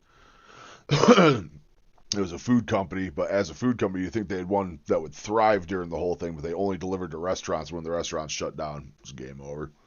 Diabetes, I have a family history of that kind of thing. And I was getting into just impaired glucose tolerance range. And last year, my doctor said, well, you're just into the diabetic range now. Your fasting glucose is 127 and your A1C is up to 6.7 and now you're actually diabetic. So I said, well, okay, I'll just lose the weight. Now, so that was in 15 years of taking Sweetamine, I had not tripped into diabetes without losing an ounce. And now, it was catching up to me. So I lost 10 pounds and that went away. Now my blood sugar is normal. So it's not as if the weight doesn't matter, Right. but not having enough glycine makes it far worse. It makes the disease happen earlier. And, so it produces, ill health and ends up shortening your life and your quality of life a lot sooner. So it's just one of those things that's essential and that impacts so many bodily systems because inflammation happens everywhere. Your immune system has got macrophages everywhere in every organ of your body, and they're always looking for trouble, right? Yeah. just like having a police force, they're out there cruising looking for trouble. Yeah. And they'll be trigger happy if there's not enough glycine around. Hey, And baby. so they will make You're cute. trouble instead of just You sexy. getting rid of it. So Right. that's all part of the story. So it's not glycine. Oh, people say to me, glycine is the cure. It's not a cure or anything. It's a nutrient. You need to it's a eat every day. deficiency. Certain things you need, and glycine you just need more of than the typical diet will give you. If you drink a quart a day of your bone broth, I notice you sell wonderful formulations of bone broth powder. Hey, listen, if you have like a quart of that a day, I think it's like 4 scoops worth or something. If you really, really like it, you don't need sweetamine, right? This is the product that I sell, which is really just glycine. You don't need that if you get enough glycine in your diet, but very, very few people do. I want to show you too. And I still have 2 more questions, but I want to show them what it tastes like because it's called sweetamine because glycine is naturally sweet. And I told him before we started this that I had thought I'd been trying to talk my husband into sweetening products with glycine for a while because I had read that. And literally, if you taste it, it's sweet. It tastes Right. delicious. And Well, that's so, sweet of me. Yeah. That's why I formulated it that way because it's, as I say, it's got 8 grams of glycine in every packet yeah, because it's a bulk nutrient. It's not like yeah. a vitamin, a micronutrient that you need micrograms or milligrams of every day. You need grams of it every day. And it's So that's why I delicious. made it like a sweetener. Very cumbersome to just take pills. Mm. Interesting. I But wonder how if you many, use that in some recipes, what do you sweeten some use it stuff on? up. Tell them, what are your I put it favorite? in my coffee every day. My wife likes Nice. to put it, I was likes in to the put it, tall she grass will have today, a you know what I grapefruit for mean? breakfast and she'll sprinkle it on her grapefruit and eat the grapefruit that way. People have their own, people do it with oatmeal. Yeah. People will just put it in water. I mean, you can have it any way you like. Some people, they say, oh, I can't stand anything sweet. And when they say that to me, customers will say to me, is there any way you can take the sweetener out of it? And I say, well, I'm sorry. Glycine is naturally sweet. If you really want to get your glycine, you'll have to get collagen or bone broth. That's right. Or you'll have to Because, encapsulate it. If you encapsulate it, but that'd be well, you can, yeah, but pills. you A can, lot of you can pills. take it as capsules. Yeah, that's true. But If you did. uh, But it's a lot of capsules. It's yeah, and that's the eight cool grams. thing. Yeah, 8 grams is what you put Hey, here. those are the biggest capsules they have, those big horse capsules. Imagine taking 8 of them every day just to get one nutrient. It's really a lot. No, because you can But you just can still take it, encapsulate. your bone broth will work if you just take enough, or collagen peptides. And collagen peptides are pretty much tasteless. So there are other ways to get it. And I'm not, I didn't start this. I Yep. started this business when I was 60 years old because I'm a professor and a scientist. I never envisioned myself as a businessman. But that seemed to me the best way to actually make it available instead of just publishing papers, which, as I've described, they get buried, they get misunderstood, they get passed Yep. over. Things can sit in the literature for decades and decades before they ever get discovered. Yeah, like 15 years. And that's what I think is so wonderful. We're saying get it however you get it. Use Right. sweetamine, have like our bone broth, like 2 to 3 servings a day, whatever you got to do. Yeah. Oh, Sweetamine Ken is an Berry actually easy, has a cheap, video and on this tasty. stuff too. Benny, I just noticed it's hidden up under me right here. Right, this top video. I don't know if you can see it or not, but yeah, Ken Berry's got a video on this as well. 10 minutes. We might watch this after we're done with this too. Way to get it. Exactly. Again, apologies, I'm not the most energetic or hopping around or hooting and hollering like I normally do tonight. These carbs and sugar got me just bleh right now. They got me bleh. Just get it because we're all suffering. And luckily, I've been doing bone broth for years, like over a decade. And like you said, ovulation. I'm someone who has middle schmerz, meaning I feel Yeah. it and it hurts, but I don't get that inflammatory response. Like you said, I get hurt or I roll my ankle or you know what I mean? But it doesn't like hold me back for very long. And I really think it's probably because my glycine status is pretty Oh, good. absolutely. Yeah. Um, Because it does produce injury. That's what that middle schmerz is. yeah, it does. It's violent. I could feel it. I tell my son, I'm like, It's his whole thing. He sells a supplement for the glycine. It's seeming that way, but we'll see. Yeah, it's about a 3-minute section they were talking about. ouch. He's like, that's too much information, Mom. But I'm like, but it is. You can tell. So my last 2 questions for you. Well, A, where can we get sweetamine? You got to tell us like, actually, we have $5 off. You can try for $5 off with the code AUTUMN, correct? Right? Okay. Yes, And tell them where to go. well, first of all, you got to go to sweetamine.com, right? Yeah. So Sweetamine, SWEETAMINE, sweetamine.com. And there's even a referral program for the show if they want to sign up for that. So you can get it more than one way just from I mean, she's a small enough channel. She's going to be taking on whatever advertisements you can. She's doing the interview. She's probably got a discount code, or she just said she's got a discount code. So she's trying to get you to buy the products for sure. But again, I mean, if he's the chief researcher for this stuff, it's something I'm going to look into. I'd much rather just go the bone broth record method. I can't even get words right. Bone broth record, right? I don't even know what I'm fucking saying tonight. Carbs and sugar, baby. Carbs and sugar. My brain quit working. 3 months. Free month. 3 months. Free month. Hello, everybody. Free month.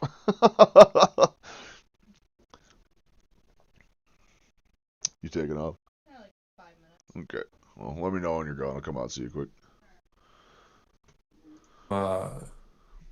Just from sweetamine.com, but also if you enter the promo code on a regular purchase, you can buy the 12-day challenge. 12 days supply is enough for you to figure out whether it's going to work for you, whether you like it or not.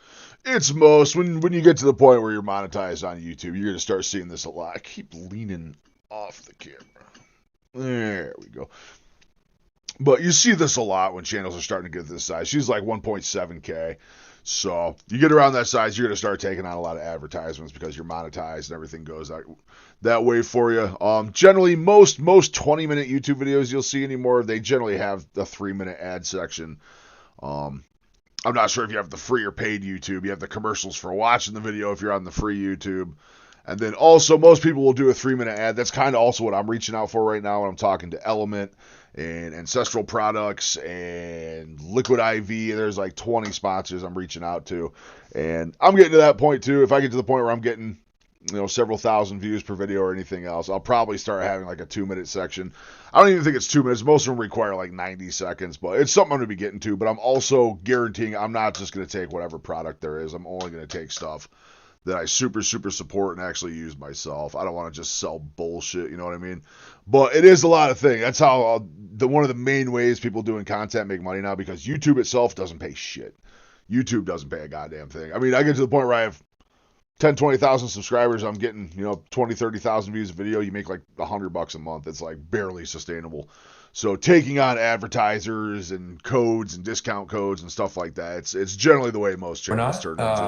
turn into. Or you can get a box of 30. Whatever you buy, you'll get $5 off your first Like purchase. I said, I think for the most part, I like what he's saying. Again, I'm going to look into it more. I'm going to research a lot more. We're going to watch this Ken Berry one because Ken Berry also has a video on it as well. He's got a 10-minute job. We're going to check that out when we're done. If you enter the promo code autumn, and when I say $5 off the first purchase, I mean what it costs to try it. Yeah. It's $14.95 because it's $19.95, and then another $5 off if you put in the promo code autumn, $14.95. And if you don't like it, just text us, email us, call us, whatever you want to do. We're very easy to get a hold of, and say, I really don't like it. Okay, fine, we'll give you your money back. You don't have to send us any empty boxes or packets or anything like that. I need to get that camera setup he's got where you can blur your whole background. I need me some of that. I could actually have a front view camera in here for you guys and not be looking at the side from it. Or once I get in the new office anyway, I'm going to have a camera right up top here looking down at me, so it'll be a lot better. This is a storage room. There's chairs and shelves and clothes, and I'm sure you saw it in the Dave Mack video. It's just a mess in this room. I don't even want to be in soon. Yeah, I mean, he's if you want very to buy a whole case and reasonable. then you decide you want to return it, then you have to return it. But other than that, you don't have to return anything. One introductory 12-day challenge or one monthly box of 30. And when I say monthly, when you sign up and you buy a box of 30, you're not going to get it every month. We don't do that. He doesn't do We the don't, subscription we don't stuff. automatically enroll you now, and now you're going to have to figure out how to shut it off. No, if you want it every month and you want an auto ship, you have to sign up for an auto ship. I love And it. it's $5 less each month if you do that. Then it's only $34.95 plus the shipping and handling every month. And then we have free shipping on a lot of It's a lot of money, man. $40 a month. It's not when something we a lot of have people can afford. 3-packs and 5-packs and 6-packs in the cases. So the average regular customer pays less than $1 a day for this very important nutrient that most people do not have enough of. This has So turned into like a it's fucking very, 7-minute section on very cost advertisement. effective. It's not a drug. It's Man, we're not harmful in any way. maybe not that long. And the whole The idea. entire section sorry. is called "Does Glycine Feed Cancer?" and we're 80% of the way through it. They're talking about his product the whole time. So. I haven't seen it yet about that, Yeah. but certainly degenerative brain diseases, and injury. Remember, I talked about injury, head injury. Look at all this, chronic encephalopathies that happen with, football players and, the helmets and all of that not protecting well enough. There's these whole these concussion protocols, that everybody has to go through. You can't remember. I can't remember when I was a kid and there were all these sports and their helmets weren't that good that they had any of these after effects of head injuries. And lots of people did boxing for a living, and a lot of them, some of them got injured, permanently. But again, glycine intake has gone down. And meat, fish, and poultry, it's more muscle meat, it's more of it. It's less glycine around, so glycine deficiency is worse than ever. And a lot of these, I have, again, personal experience. I had I wonder what the comparison is, getting it through that supplement versus getting it through the broth. Or in the natural routes, just got to be better. I'm not trying to supplement a crazy amount of stuff. I am doing vitamin D right now. I am doing vitamin K, vitamin C. I do have all three of those going. So, accident let's see, it was 7 years ago. I had just been I finished a long drive and I was dehydrated, and then I had a glass of wine on top of it, and then I get up from my seat at the kitchen table. I was at my kid's house, and I just fainted for a second, just enough to wham, hit my head on the hard wooden edge of a wooden table. And I went down, I was on the floor. I woke up, probably less than a minute later. I was confused, kind of dazed, and I had a real concussion. They took me to the ER and they did the whole thing, and I had a concussion because there was confusion. There was this, there was that. But within 2 hours, no more pain, even from the bump on the head. Wow. It was tender, but it didn't hurt anymore. And they said, well, you may want to follow it up with this and that. And I just, didn't do any of that. And it's fine. I never got any subsequent down the line problem from it, because I was taking glycine every day, my sweet amine, of course. And yes, there was injury, but it healed. Yeah. Injury is not supposed. Benny, I'll be back in like 2 minutes. I think we got a one-on-one going right now. I think it's just you and me in here. Be right back. I'm going to go say goodbye to the wife quick, and I'll be right back.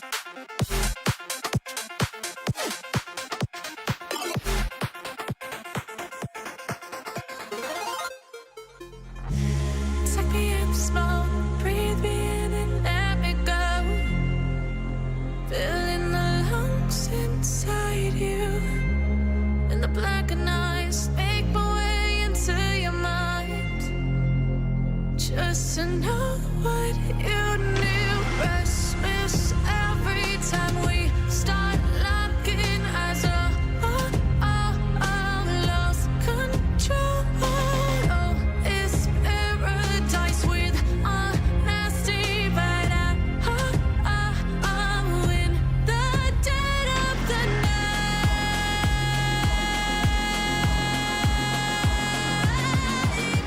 Let the darkness take control.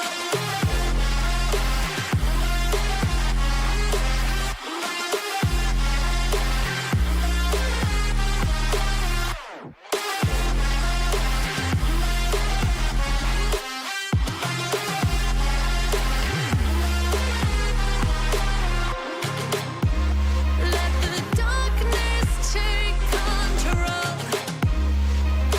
Darkness take control. May the darkness take control.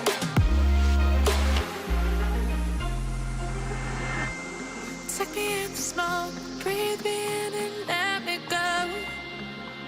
Sink to your heart to find you. Open up your eyes till you're blinded by the lies, so you can see what you do. Restless every time. Oh, it's still showing 2 for me. Still showing 2 for me around. Or betting, sorry. Read the wrong one. Yeah, no, we got Friday night after a holiday. Everyone's out partying, doing family stuff and weekends. We got a super quiet night. Actually, I'm pretty sure Rom took off too. I think he was probably driving home from work. He usually hops on his drive home, then hops in again later.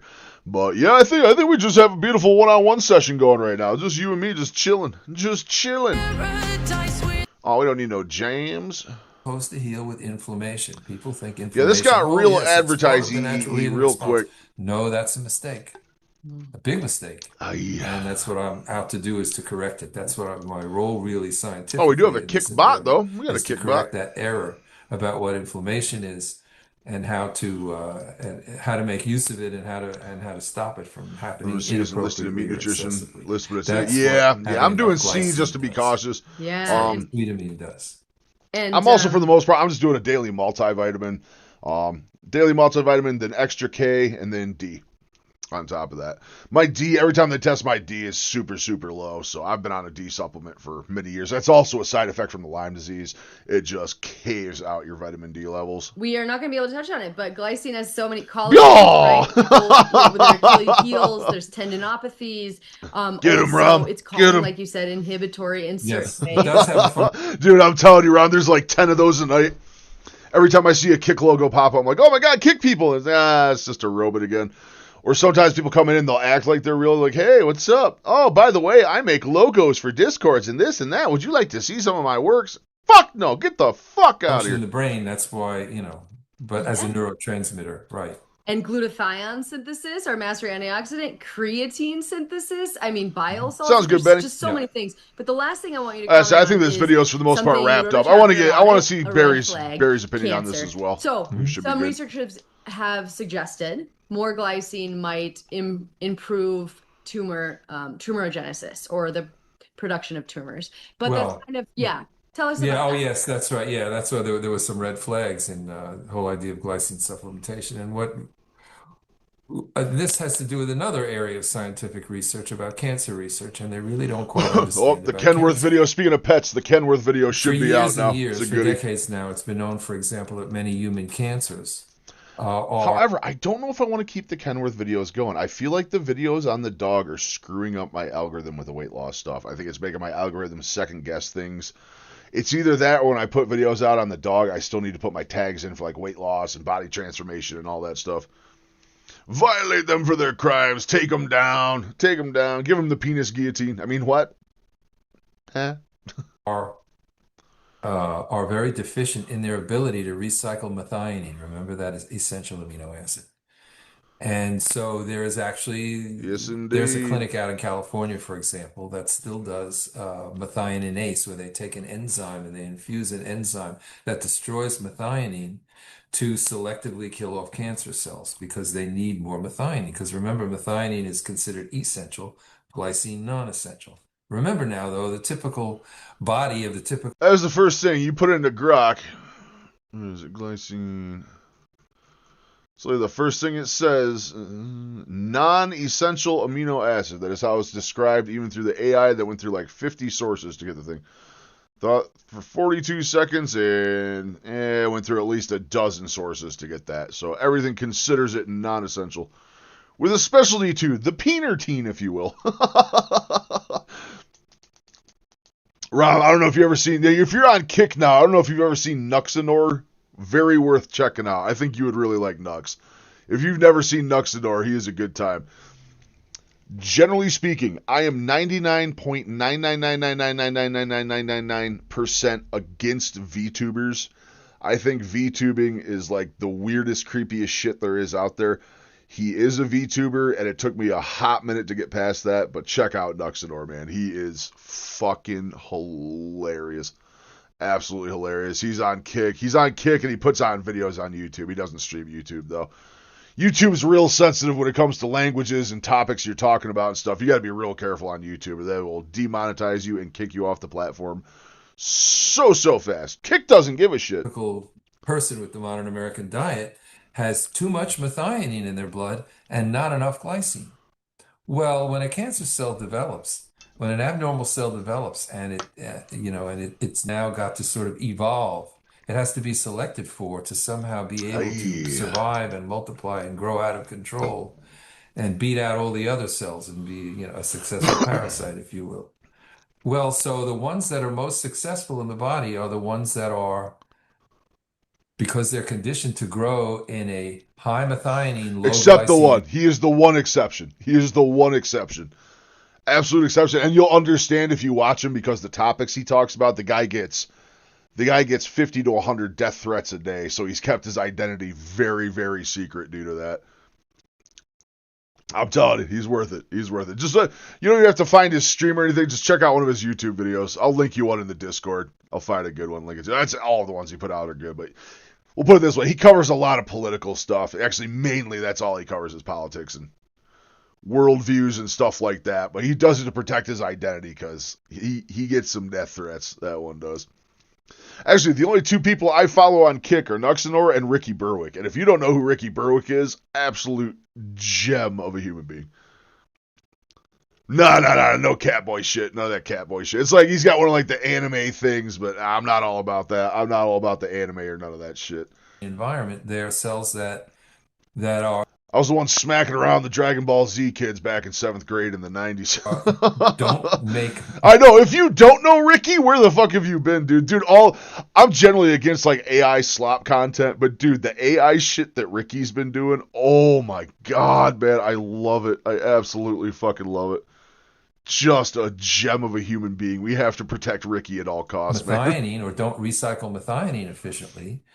And I'm pretty sure he got kicked off of Twitch like 2 weeks ago. I think he only streams on Kick now. I'm pretty sure he was already banned on YouTube, and then he just got banned from Twitch, and the reason was hilarious. And I can't say why, because I'll get kicked off of YouTube if I say why. They do make more glycine because they are conditioned by that normal...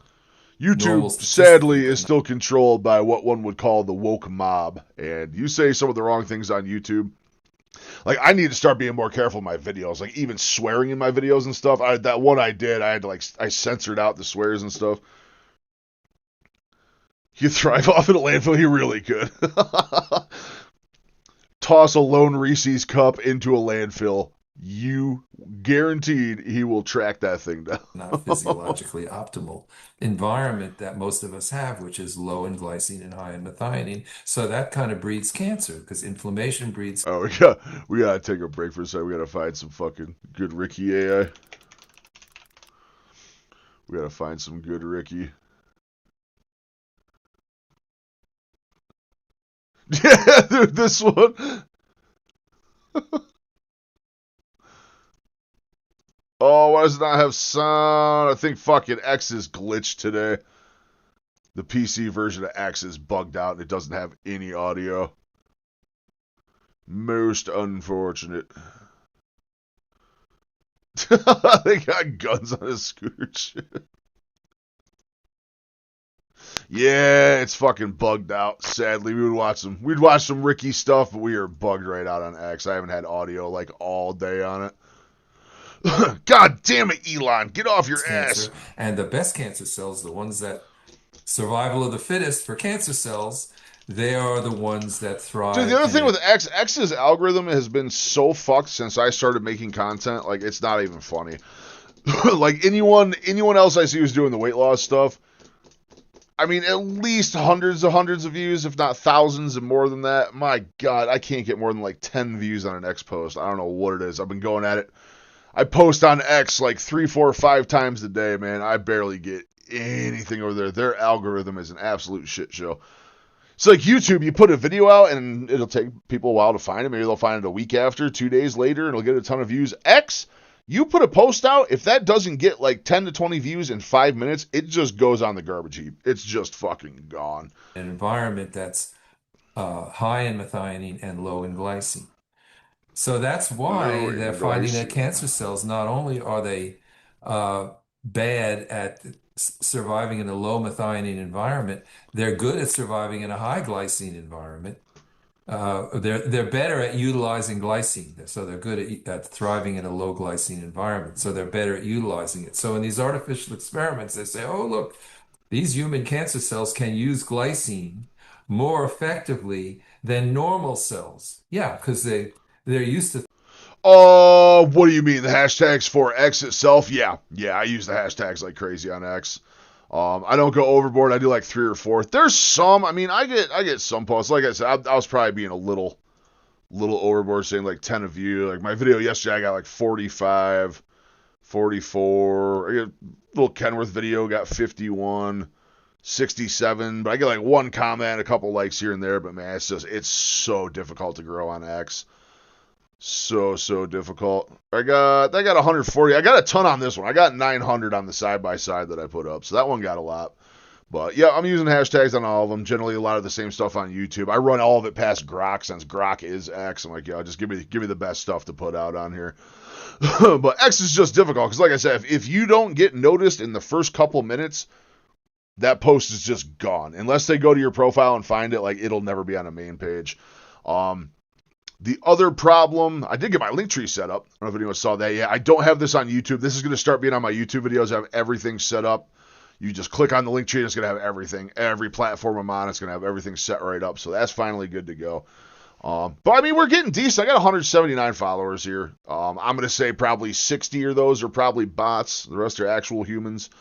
But the problem is, like when you go to the homepage of X, so I look here, it's like 8 hours, 4 hours. Like, okay, not bad. When I come to the top, it's like, dude, catching posts within the first, you want to catch posts to respond to within the first like 10 minutes they're out. That's like so important. But when I go to their main page, or even if I siphon it down to only people I'm following, every post I see is already like 8 or 9 hours old. So there is something so far, and it's been brought up by like some big accounts. I've seen like Elon Musk respond to them, but something is absolutely cooked in the X algorithm. That's why, like, anyone trying to grow on X right now is having a fuck of a time. Even the big accounts, the guys that, like, actually make tens of thousands of dollars on X, even those guys are, like, hitting 15% of what they normally hit view-wise and stuff. I will tell you what, the best change that has happened to this fucking thing, though, the best change to X in a hot minute, though, I don't know if you guys are on X, you can actually see what countries people are from now. And there's some wild stuff coming out, especially on the, again, not that we're touching it, the political side of things. You go look into that, man. Half these big outspoken political accounts are all based out of India, fucking South Asia, fucking Eastern Europe, like pretty interesting stuff. thriving in a low glycine environment. Therefore, do we really want to give them too much glycine? And they show these experiments, and in all the cases, it has nothing to do with the actual physiological levels of glycine. Yes, these cancer cells do better when you give them glycine compared to when you don't give them any glycine. But they thrive in an environment that's supposedly glycine supplemented, but it still has a lot less glycine than even the most glycine deficient person. Right. So it really has no physiological relevance. what does have physiological relevance is that if you're going to have cells that can fight cancer, an immune system, a really healthy immune system, and one that doesn't breed cancer, you really have to have enough glycine around. Because again, we are not talking about, oh, supplementing glycine to make you have a lot of glycine in your body, more than it should be there. No, there should be enough there, and usually there isn't. So it doesn't make cancer worse to have enough glycine in your body. In fact, It, it could it help. it makes you more resistant to cancer. So I mean, I'm convinced of that. Again, not a drug. So I'm not trying to make a case for Right. a drug. It's just food. And Yeah. who would want to make a case to say, well, you shouldn't have enough of this? Well, it used to be back in the days of old George Washington, first president of the United States, who died because he had a cold, right? He caught himself a cold. And what did the doctors in those days do? They would do bloodletting. Yeah. They bleed you more and more and more and more till they bleed you to death. Oh, Because hey, look, those bacteria, they thrive on all the nutrients you have in your blood. So are you going to starve yourself to death? Bloodletting. Well, Woo! if you want to try that as a treatment modality, I mean, there are people who do try it, but ultimately those things are not really successful. yeah.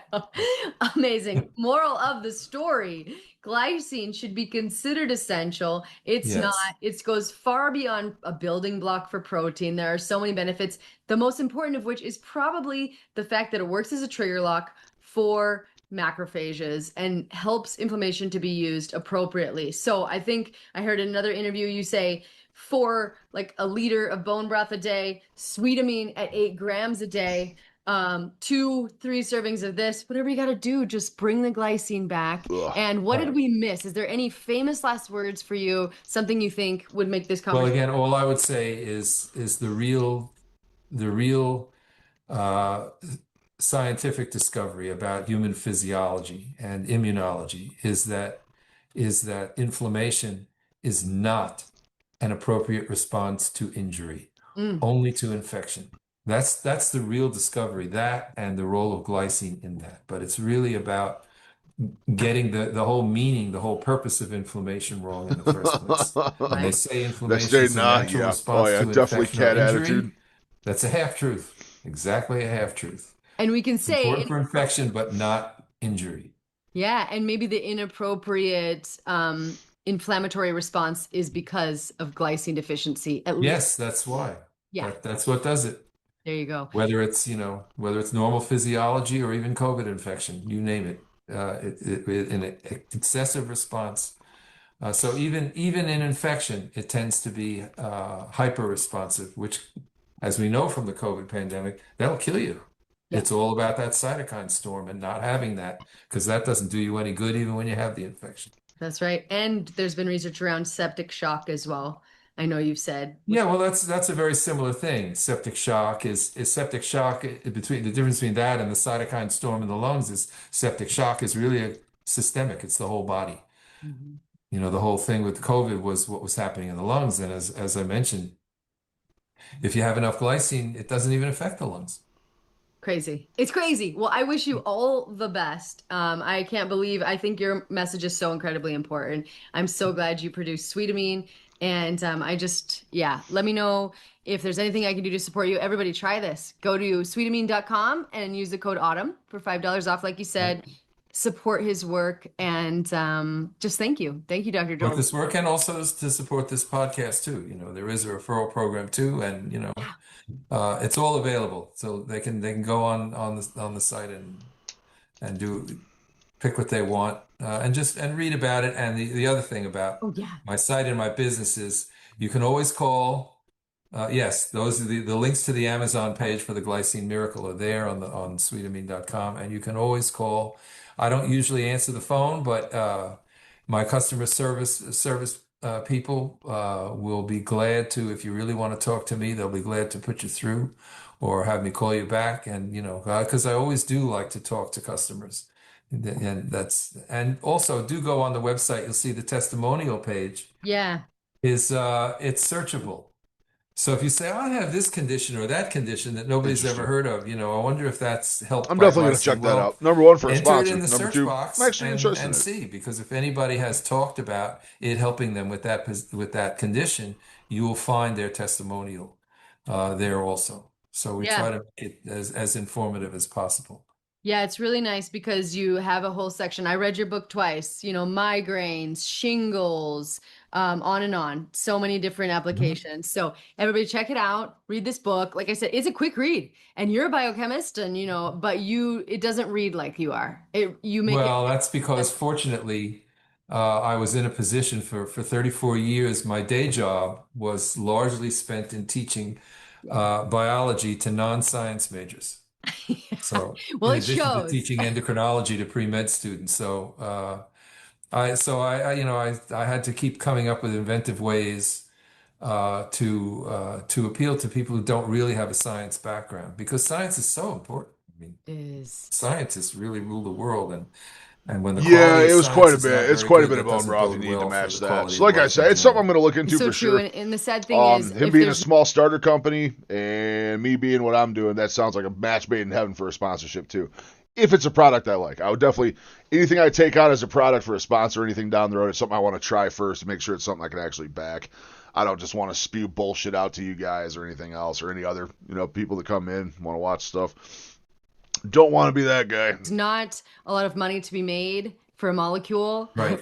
the science kind of it's like, oh yeah, that glycine, that was really cool. Anyway, no one's really going to take that up and try to bring it to the masses necessarily because there's just Right. a lot of Yeah. money there. Yeah. A So lot of the research is done with, small groups. A lot, you'll find diabetes research using glycine and so on is done. A lot of it in Mexico because Mexico, largely because of their Pima Indian population, has a particularly important uh, problem with diabetes.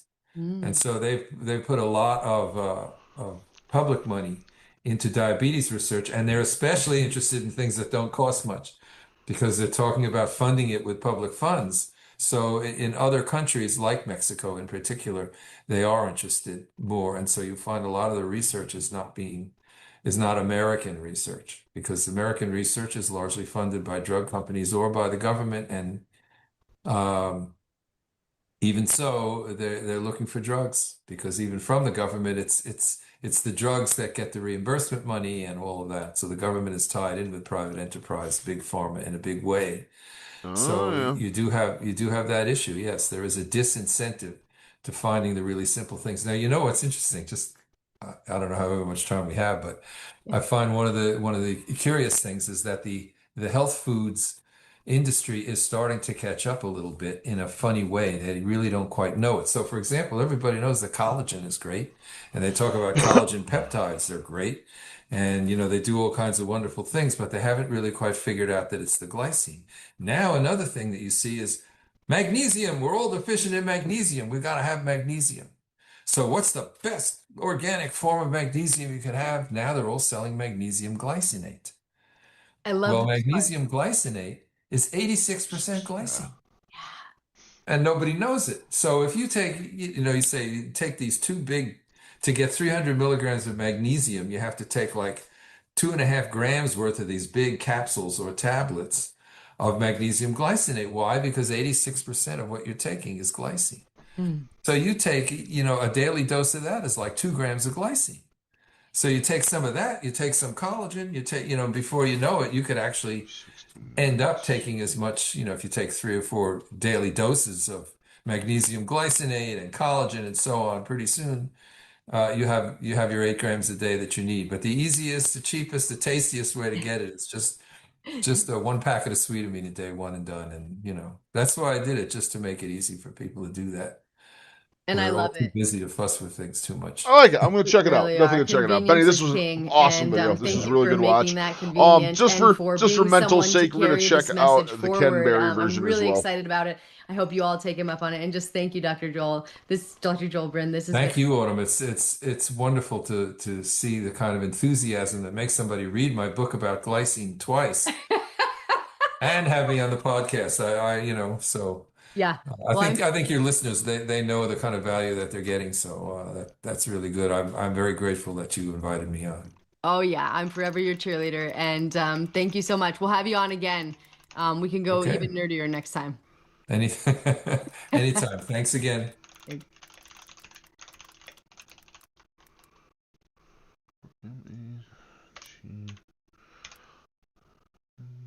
Man, I can never type interesting. Right?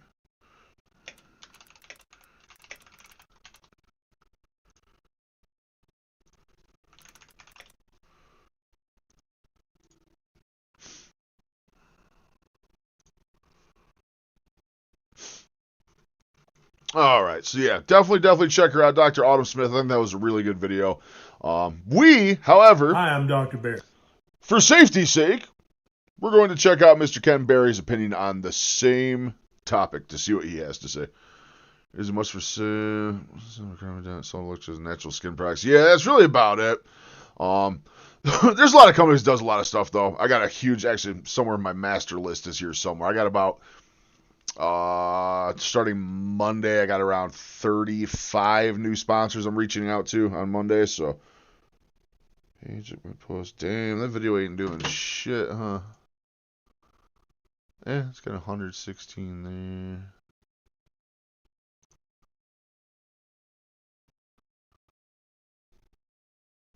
What is up with YouTube today? God damn, 112 and 1. One view in 20 minutes. Holy shit. What is going on YouTube today? TikTok is the ultimate fucking winner right now.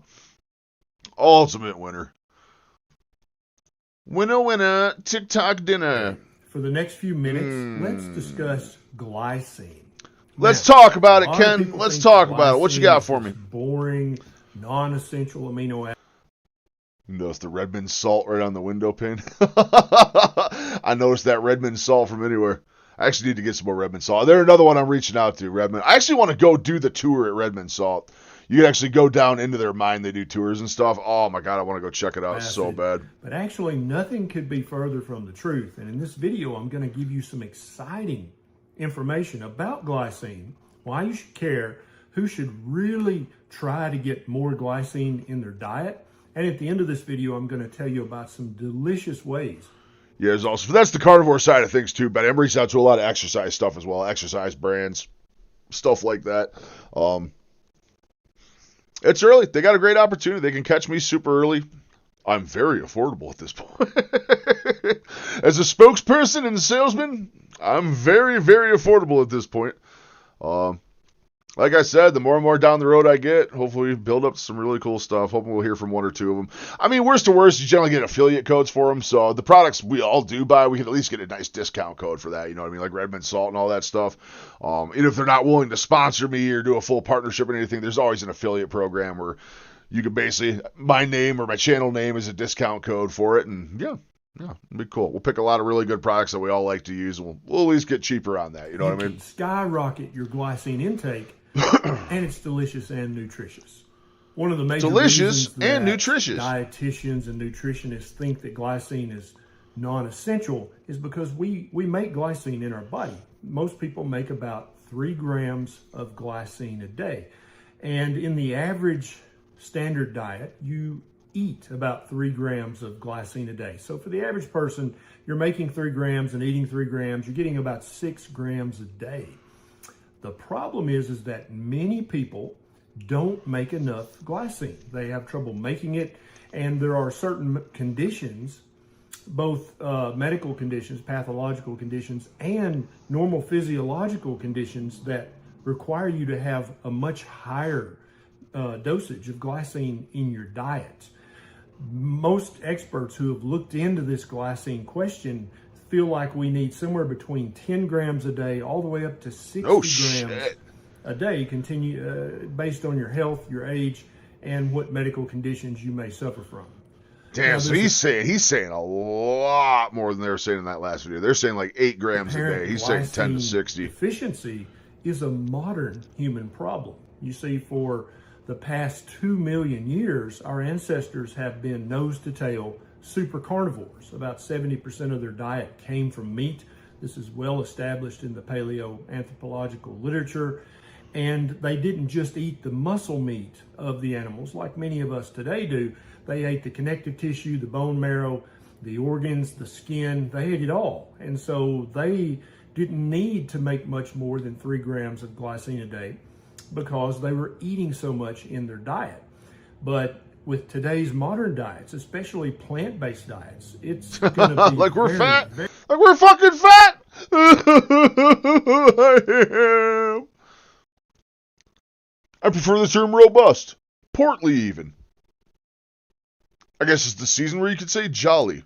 Very difficult to get. Dude, we would make the meanest gang of mall Santas you've ever seen. Just throwing it out there. 10 grams of glycine a day A pile of brisket hates to see him coming. in your diets. If you're trying to eat a plant-based diet, that's just not going to happen. And then even for some of my carnivore friends who are eating just muscle meat. We'll have to. This whole thing ends up taking off. We'll have to do a meetup one of these days. We'll do it like right at Christmas. We'll all be mall Santas, man. I think that would be awesome. Just the red meat of animals. There is some glycine. I feel a in there, puppy but it sneaking may around. not be enough, Where's the puppy? depending on the things I'm about to tell you about. If you're young and healthy and skinny, Oh, then shit. 10 Rips. grams of glycine a Rips, day, rips, 3 grams rips, of make, 7 rips. grams a week, that's probably going to be enough for you right now. But as you get older, Actually, if this you should have have been my any third set. autoimmune conditions, if you're overweight, if you're diabetic, if you have any chronic medical conditions, if you're pregnant, or if you're a growing child. So really any condition that is characterized by rapid growth, like pregnancy or being a young child, or is characterized by chronic disease like diabetes, like autoimmune conditions, you need a lot more glycine in your diet. Some authorities say you might need up to 60 grams a day in order to give your body everything it needs to grow, to heal, and to repair. So why is glycine so important? What does your body need it for? What does it do with it? I'm glad you asked. There's a list, and I'm going to go through them quickly. First of all, glycine actually acts as an inhibitory neurotransmitter in your brain. And this is why it seems if you get it in sufficient quantity, it helps people with their sleep. It helps people with anxiety disorders. It helps people with OCD. It just calms down the nervous system. That's what I'm happy And I've that's a never good dealt thing. with is You don't want it to be OCD. too I exciting. am the furthest thing It also from helps OCD. calm gut inflammation. People who get adequate amounts of glycine have reported that their leaky gut, their symptoms of SIBO, and their symptoms of irritable bowel syndrome get substantially better. And indeed, this may be one of the reasons You're trying to people leave with the gut reservation. issues, when they convert to a carnivore diet, their gut issues go almost completely away. Glycine obviously is a building block of collagen, and it is also a building block of creatine.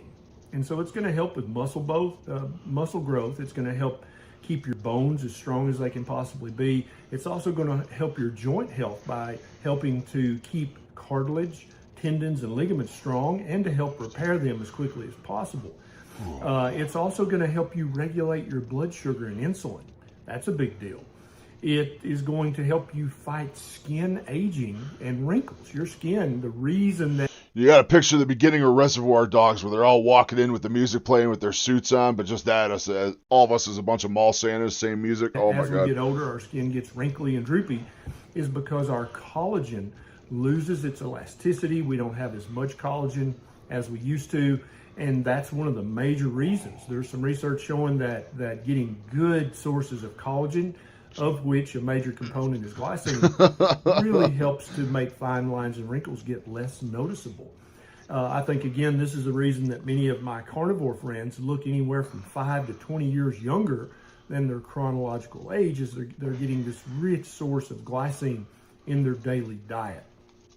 Glycine also helps tremendously to fight inflammation because it's one of the building blocks of glutathione. I mean, he's pretty much everything our dear Ken is saying is pretty well in line with what that video we just watched said as well. Glutathione helps fight all bad inflammation, all chronic inappropriate inflammation. Glutathione is going to fight that, and one of the building blocks of glutathione is glycine. As always, I've included links to this research down in the show notes so that you can read further for yourself. I think that anybody who is a vegan or is trying to eat a predominantly plant-based diet should 100% supplement glycine and other collagen building blocks in their diet, because you're just never going to get enough from your diet. And indeed, we see this in people who have been vegan for 3 years, 5 years, 10 years, 15 years. They very often look much older than their chronological age. And that's because the collagen in their skin and in their connective tissue is just not what it should be because they're not getting enough of the collagen building backbone of glycine. Now, let's talk about some great sources of glycine in your diet. I'm going That's to what we want to go know. roughly in order from good sources, but not great. And then the last ones I'm going to talk about are absolutely phenomenal sources of glycine. So the eggs of any bird, so chicken, quail, turkey, any egg, duck eggs, they're all going to be great sources of glycine, and most of the glycine will be in the... How y'all feel about duck eggs, man? I fucking love duck eggs. Which also makes me sad because I had a local woman that has a little flock of ducks, and I was getting duck eggs off of her, and then all of a sudden she just stopped selling them. I don't know if someone got sick off them or something. I don't know. But I got to stop by and talk to her one of these days. I think maybe they're kind of somewhat seasonal too. I think maybe during the winter months they stop laying as hard as they were. So I'll have to see. But man, for those couple months I was just on duck eggs. So good. So good. They're so rich. The white of the egg, not the yolk. This is one of those rare instances where the white is actually a better source of this nutrient than the yolk. Any seafood Yeah, whatsoever it's curious. Like I said, this being a 4-year-old video is wild. He's real sit there and just stare at the camera in the old ones. That's why I know. Some of the older stuff I watched after we watched them the other day. Going to be a good Definitely took him a while to open up and be himself. Now we're going to start talking about better sources of glycine. For me, it's just what you see is what you get. So cut no of opening up meat for me needed down the road. I am just, from beef this is to what I pork to am. Chicken to turkey. All of these are going to be great sources of glycine, even wild game. Oh is a God, great I just source of realized this whole glycine. time my camera was Now off let's that whole talk time. about My bad. the My bad. Superfoods with relation to glycine. Bone broth. You see, one of the reasons our ancestors didn't need to make much glycine is that they were always eating the tendon and the cartilage and the sinew and the connective tissue. They were always cooking the bones and eating the broth. They were eating the brains. They were eating all of this connective tissue. And so bone broth, anytime you have bones left over, put them in a Ziploc bag. At the end of the week, make a pot of bone broth. When I say bone broth, it doesn't just need to say bone broth on the label. It needs to actually be real bone broth. And so some of the bone broths that you buy over the counter are not going to be great sources of glycine. You want to probably make your own bone broth. That's what I want to do. That's how you know you're getting more than enough glycine in your diet. The skin of any animal is going to be an excellent source of glycine. And so when you, chicken skins, turkey skin, pork skins, and so you're like, wait, you mean the pork skins that come in a bag that are crispy and delicious? Yeah, they're excellent sources of glycine. Also, chicken skins, it's becoming more common that you can buy. Why must the pork rinds in a bag be so dry? It's like 2 or 3 times a bag of those pork rinds. They're dry, arid, like you're in a desert begging for water, and you catch like 2 or 3 that are nice and juicy. They have so much fat in them, they're actually still just, but man, if the whole bag could just be like that. Fried chicken skin, and it's a delicious snack. You can include it in your meal. We use chicken skins and pork skins as dippers to dip into something that we've made, so that you can have that chip experience without the chip. You really do, too. You really do. I did salmon the other day, and I did the skin super, super hard, really, really high heat. Just hit them hard, butter the top. Hey, baby, how's your drive to work? I did that the other night, man, and they crisped. It literally was the texture of a potato chip, that salmon skin. It was so, so good. Absolutely delicious. And what you can do if you peel it off in time, then cook the skin by itself, get it super crisp and flaky, and kind of like crumpled up over the top of the salmon itself. Dude, I'm telling you, that little bit of crunchy texture difference with that fish, oh, it's so good. Anytime so that you eat any meat, you want to try to include some of the connective tissue, some of those white chewy bits. Those are Chewy big bits. sources of glycine. And so when you eat pork ribs or beef ribs, you want to leave the membrane on the back of the ribs. You want to eat some of the cartilage, eat some of the little crunchy chewy bits, because those are almost pure glycine. I don't usually talk about supplements. I find it's a little disingenuous, because I believe if you're eating a proper human diet, you're going to be able to get enough of all the essential Extra amino icy, acids. yeah. I was worried about that when you were going in. Like, it's not crazy. How warm is it out? No, I'm curious. Yo, extra fuck YouTube today with the views. Holy shit. Oh, yeah, it's 27. I was kind of worried about the roads icing up a little bit. But you have four-wheel drive now, which is a beautiful thing. Beautiful, beautiful thing. We love four-wheel drive. Fatty acids, vitamins, and minerals in your diet. But if you just insist on taking a supplement, then the two supplements I recommend to get adequate amounts of glycine in your diet are Carnivore Crisps chicken skins. They're delicious. Carnivore Crisps, guess what? That's another brand I'm reaching out to on Monday. Carnivore Crisps. And they're fried in a very healthy oil. Or Epic pork rinds. They're also fried in a very healthy oil and are an excellent source of glycine. And so if you must supplement, please pick one of these two supplements and supplement with them. Yeah, I'm curious what he would think of that supplement we were just looking at, the Sweetamine, but I mean that Sweetamine product sounds like it just came out in the last few months here, so. These videos and think I must be really deficient.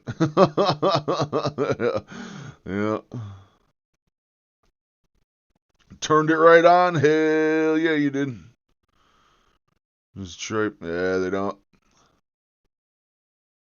You've always eaten the skins and grizzly. Yeah, same here, brother. Same here.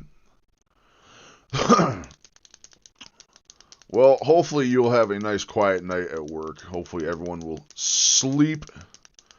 Crack bones for the marrow. Yeah, I can't wait to get some broth going. I can't wait to get some oxtail. Coming up here over the next couple weeks, man, we'll have a lot of cool food stuff going on. We're going to make bone broth. I'm going to have a whole video on making broth. As soon as I get that mic, man, we're going to have long forms. Long forms. I'm going to have 2 long forms a week, guaranteed, as soon as I get that microphone. I am up to 5 scripts now that I have sitting here waiting. I'm learning a lot of editing stuff to them, too. I'm trying to make them super high quality. So, I think we learned a ton about glycine tonight. I think it is awesome. I don't know how deficient we could be. We're eating a lot of the right stuff. I feel like I probably am deficient because I'm eating so much beef and so much lamb and stuff, and I'm not getting my skins. I'm doing salmon here and there. This week, I'm probably gravy because I've had so much salmon, chicken, getting rid of all my seafood and stuff. So I should be good this week. But, you know the true bit of collagen on the chicken drumsticks, tough one where it joins the thigh. Always ate that. See, that I never did. I always kind of hawk-tooed that thing out of my mouth as fast as I could. That's still something people say anyway. So either way, that's a good read. I wonder if there's efficient testing for it. I'm actually curious. We'll find out with Grok here. Is there one blood test for?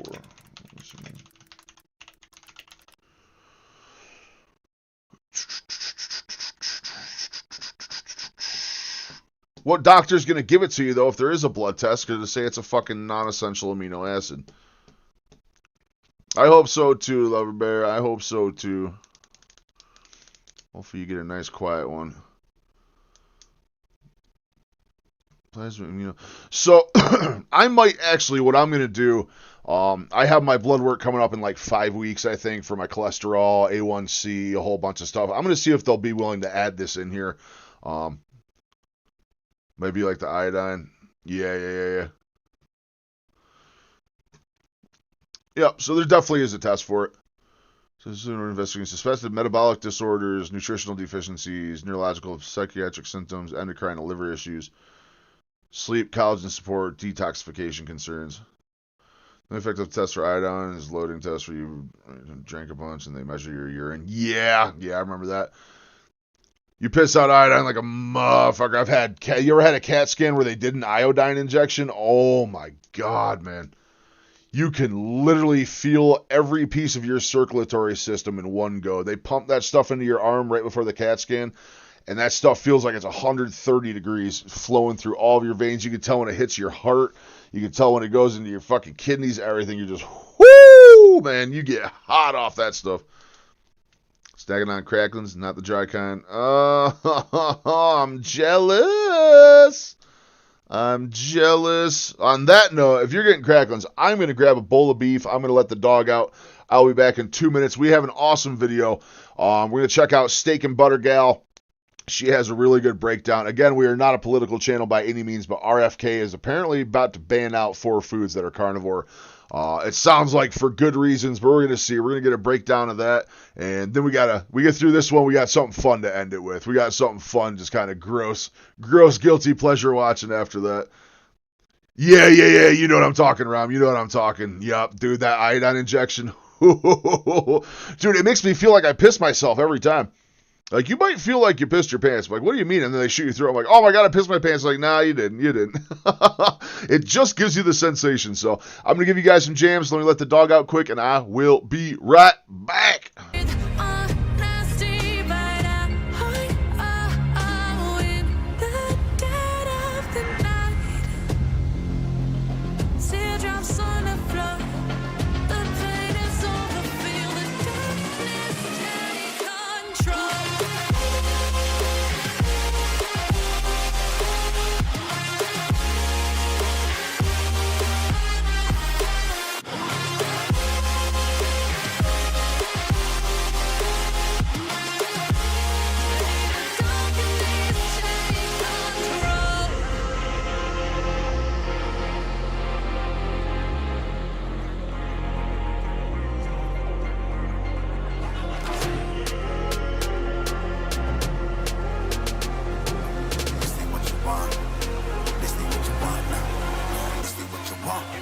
Who alive can't put me in a box. I redefine any definition you got. I am the tiger, I'm making steps to the top. The flames, I whip it up, you just gotta hand me the rock. Take a seat, you cannot stand it. All I know, the flow harder than a Scotch bonnet. Don't try studying me, you cannot manage. This ain't what you want, bitch, I'm a fucking phenomenon.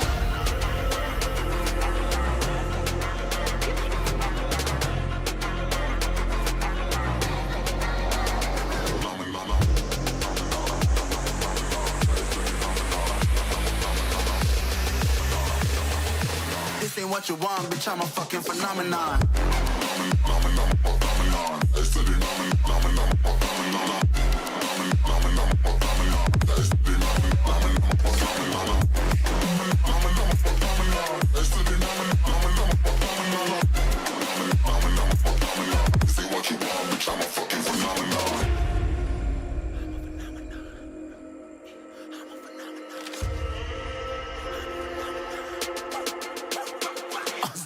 Yeah, you better listen. I'm bringing heat. You'll be a fan when I start rapping. Way I'll have your fucking head spinning. I'm known as spit vicious. Release bombs and go tick tick. Boom, you blow me that head missing. I'm a phenomenon. Stacking cheese like it's Parmesan. 8 different flows, call me Octomom. I'm moving fast like the Autobahn. And I'm independent, so I'm not your fucking starving like it's Ramadan. Sick, twisted, gifted. Can't copy, printed. Can't hold me down. I shape shift, I'm liquid. I killed this beat. I might get convicted. They know how I move. It was predicted. Persistent. Spoke it into existence, so consistent, no assistance. Hear me once, become addicted. If I rap it, then I live it. There's no cap when I be spitting this. This ain't what you want, bitch, I'm a fucking phenomenon.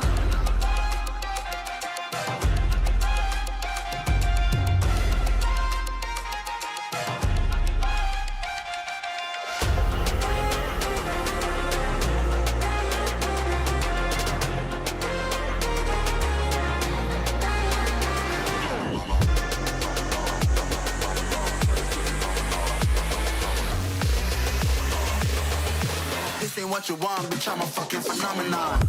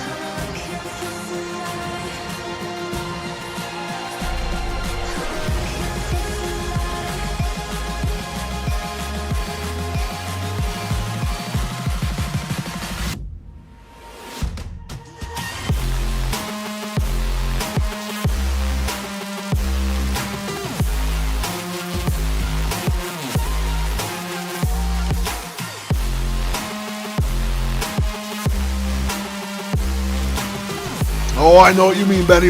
I know what you mean, man.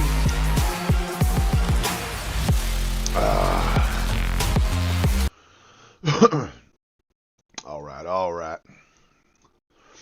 You may have pork rinds, Rom.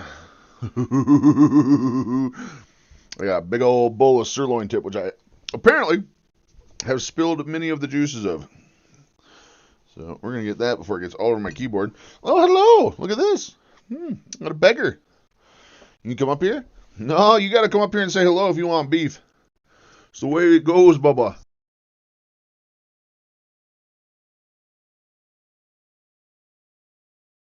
All right. Awesome stuff on glycine. Benny, thank you again for that big video. That was awesome. Super awesome watch.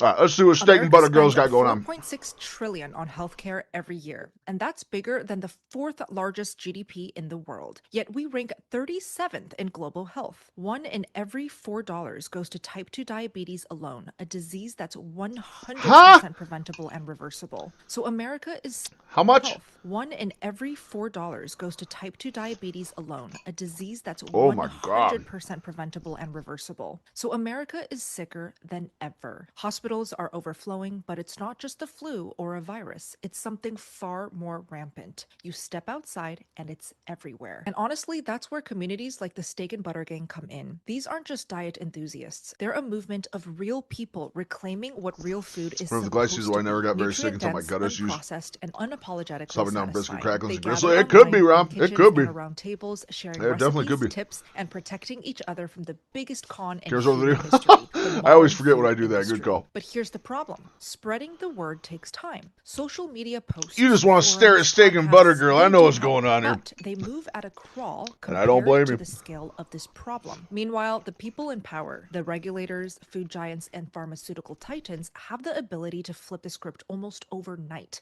But they don't. That is why grassroots movements aren't enough on their own. Enter RFK Jr. He's taking that fight to a national level with the MAHA movement, Make America Healthy Again. And at the forefront of this effort, he's targeting 9 specific foods that have quietly been sabotaging our health for decades. And here's the shocker. 4 of the 9 foods RFK Jr. is I get what you're targeting saying. are meat-based, but there's a reason for it. So in this video, I get what you're breaking down saying. those 4 carnivore foods, why they're on the list, and most importantly, She's a lot easier to showing look you the at than I healthy am. nutrient-packed swaps that lets you thrive on carnivore without compromising your health. The first Hydrate. carnivore food that he She is is looking to get indeed. rid of is cheese, specifically American cheese. Now, don't get it twisted. It looks like cheese, but it's barely even cheese. It's loaded with emulsifiers, preservatives, seed oils, and American artificial coloring. cheese? It is That ain't cheese. That's ultra-processed. just a pile of chemical bullshit. That is just a pile of chemical bullshitio.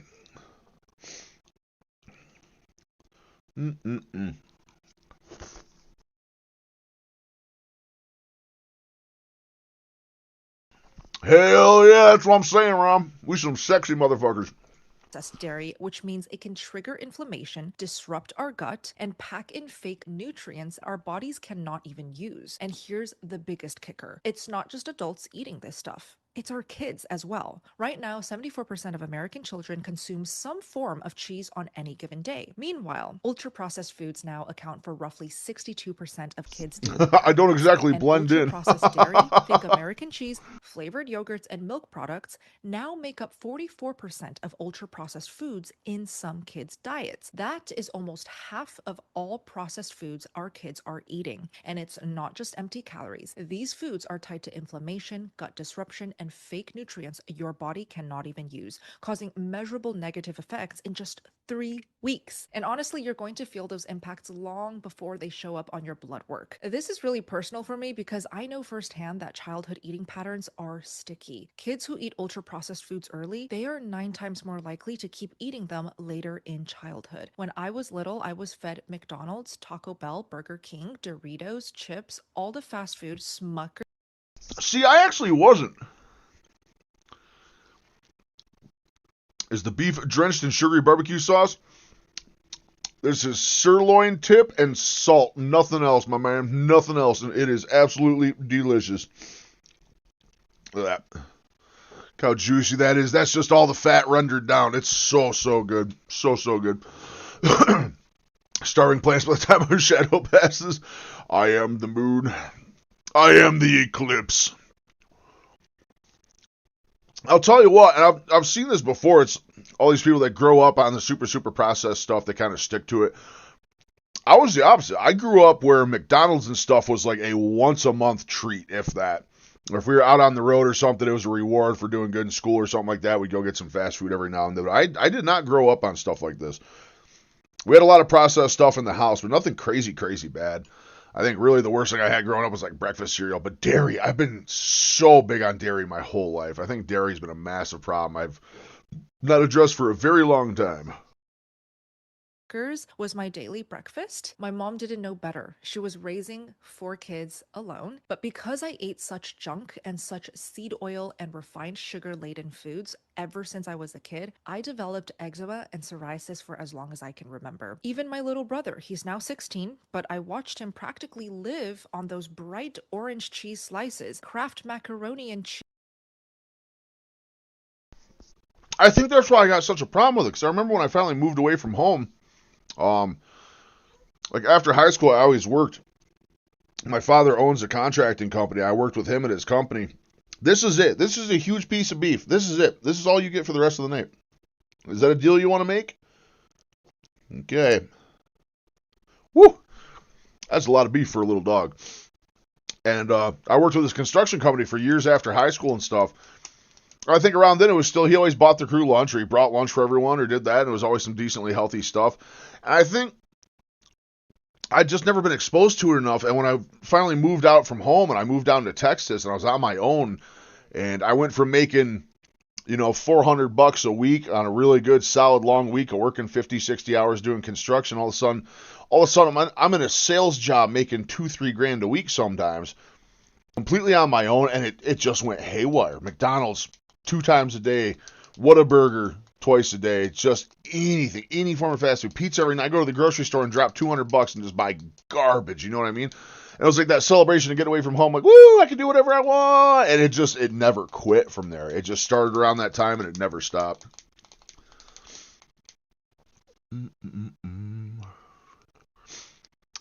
Home cooked meals taste so bland in comparison. Yeah, they do. Once you get hooked on that stuff, they really do. Looked like it was from here. Water has a taste, some really sucks. It absolutely does. It's funny, me and my mom were talking about this yesterday because we live out in the country. We have our own wells. Each house has its own well here. I have like a 350-foot well. It's got an electric pump that brings it right up into my house. And each house here has such a distinctive mineral taste, and the water here is amazing. Amazing quality. We have it tested every other year. Pumped out all sorts of filtration systems and stuff. But growing up with my parents, their water was always number one. That was that home fort water. Nothing else tasted like it. Nothing quenched like it. And now I only live 3 miles down the road from my parents, and the water is so different here. I'm so used to my tap water at my house now. I go to their house, and like their water's kind of like, I don't know about this water. I need my own home water. But you're right. It 100% has a taste. Cheese, ultra processed foods. At first, I thought it was harmless. He loved them, and honestly, it was convenient. But over the years, I have noticed he instinctively reaches for processed foods, processed snacks, processed cheesy snacks over real whole foods. And even though he still says one of his favorite foods is cheese, he's almost always referring to processed cheese dips, macaroni and cheese. So when you hand a child a slice of American cheese, you're handing them more than a snack. You are handing them a habit that could stick for life. Now, a better swap would be any organic cheese or any grass-fed cheese because there's no additives or emulsifiers. And honestly, they taste so much better because of that. If you love tangy cheeses, goat or sheep milk cheese are gonna be great for you. But no matter the source, choosing real minimally processed cheese will always be easier on your gut and have way less inflammatory proteins and are richer in the beneficial fats our bodies need. But the best swap you can make here is going for raw cheese. So when you're shopping for raw dairy at conventional stores like Costco, Whole Foods, or even Sprouts, Ralph's, Kroger's, just remember to read the ingredients list. Now let's Not one of those stores you just listed exists where I talk about the second carnivore food he is looking to ban because unlike American cheese, this one is not some plastic wrapped imposter. This carnivore food actually looks clean, natural, even indistinguishable. You'll see it in coffee shops, fitness recipes, and health influencer meal plans marketed as pure protein. But when you peel back the label, what you'll really find is a lab engineered product stripped of its natural enzymes, laced with fillers, and when I reintroduce dairy, which I'm going to try. I'm going to try to do it after we finish the 90 days of Lion. It might be one of the first things I try and reincorporate, but that's the first thing I'm going to do is goat's milk. Goes well with stuff. Never liked it alone. Yeah, I'm curious. I haven't had it in a long time, but it's still a while out. It's 3.5 months away at the soonest. But we'll try. We'll see what happens with dairy when I bring it back in, if it gives me issues or not. And denatured to the point where your body barely recognizes it. It's milk, and specifically low-fat milk. Now, this is where RFK Jr. really flips the narrative because, unlike most unconventional health officials, he actually supports raw, full-fat milk. His goal is to ease restrictions on raw milk sales, yes, and phase out the fake industrialized versions we've all been told is healthy. So why is he aiming to ban low-fat milk and bring back raw? Simple. Raw milk still contains everything nature intended, the live enzymes, fat-soluble vitamins, and probiotics that actually help our body digest and absorb the nutrients. These are the exact components that get destroyed during pasteurization. The process They got that's me good, supposed Betty. to make milk I was a sucker for Cheez-Its. The family-size box of Cheez-Its, I could eat a whole one of those a day. Easy. safe, but in reality leaves it sterile and stripped of its nutrients. Low-fat milk, the version pushed as heart-healthy and clean, is anything but. It's fortified with synthetic vitamins to replace what was lost in process. Sister was like Thanksgiving. She's a complete butterball. I hadn't seen her in some time, and I was so sad. I keep losing weight. She's literally dying. She couldn't walk 1,000 feet without having to sit down. It's rough, Rom. Sorry to hear that, man. I'm assuming you probably tried talking some sense into her with everything you're going through too, but some people just don't want to listen. Some people just don't want to change. They want someone else to change for them. It sucks. Processing and often loaded with added sugar to make up for the flavor that disappears when you remove the fat. And that doesn't apply to just your glass of low-fat milk. It's also your low-fat yogurt.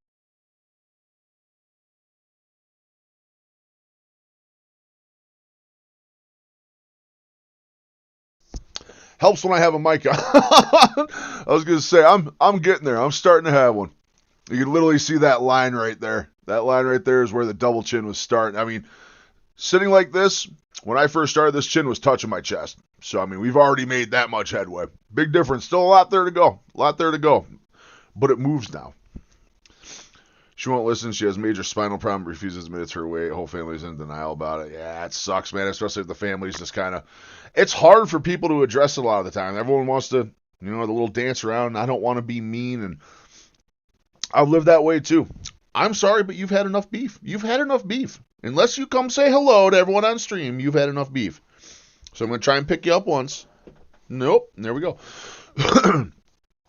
And it sucks. I think that's to the point where you almost need like an intervention type deal. But I've been accused many times my whole life of being far too nice.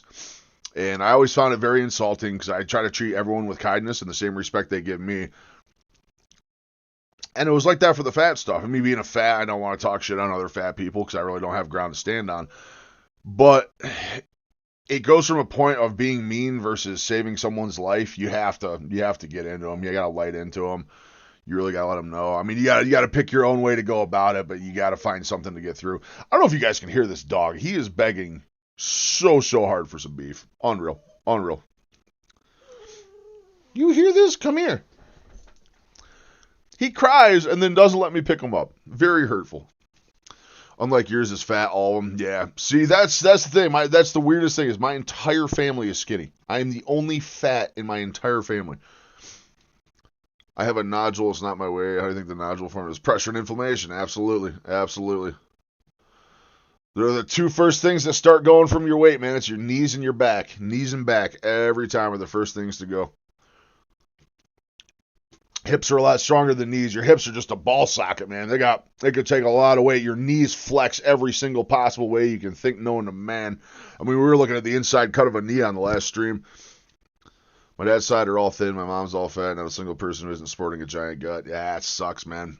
It sucks. It's hard to convince people. Like I said, it comes to the point where you have to convince yourself to change. You can't convince others to change. You can try all you want. Sadly, a lot of time you're talking to a rock. You're just talking to a rock. But like I said, I got to the point where I'm done being nice about it. I truly am done being nice about it. I'm not going to tear people apart or anything, but I'm not going to sugarcoat shit anymore.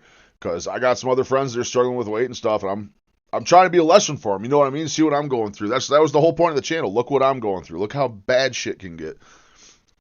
I have to win. I have to do this for them now, not me anymore. You've been a man they've never seen before. It'll be a genuine miracle. I was always fat. I have to be the example. There you go, man. There's your driving force.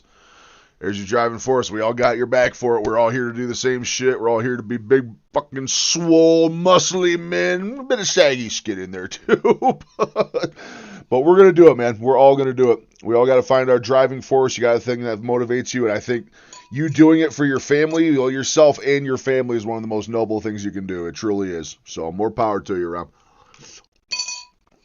My fucking God, this beef is good. Yogurt, your fat-free Greek yogurt, your light dairy staples, and basically anything that is a low-fat, low-calorie, heart-healthy. So this all started in the late 1970s when the low-fat craze exploded. But it also happens to be the same decade where obesity rates began to skyrocket. The same decade that heart disease, cancer, and diabetes surged across. Oh man, what a correlation. That's also right around the time that the sugar industry paid all the cholesterol tests off too. I'm still convinced that if I stick with it, I can also fix the skin. Hard go before I try surgery? Yeah, same. I'm going to put some effort in. We'll see what happens. Like I said, I got a couple 100 pounds before we got to worry about that yet. Or at least I do, so. Very interesting timeline right here. Across the country. You can call that a coincidence or not. For me, True. I'll always choose the real deal. Raw milk. Dude, I'm telling you, it's like Benny. I was telling her, like yesterday I was telling my mom all about it. Like I kept just telling her all these things. My mom has terrible inflammation in her knees and knee pain, and she's getting close to a knee replacement because my mom's just turned 69, coming up on 70, so she's been around a minute. I was trying to convince her, just do what I'm doing. Do what I'm doing. It's helping my knees every single day. I love that attitude, Rob. I absolutely love your attitude, man. We can do it. We can do it.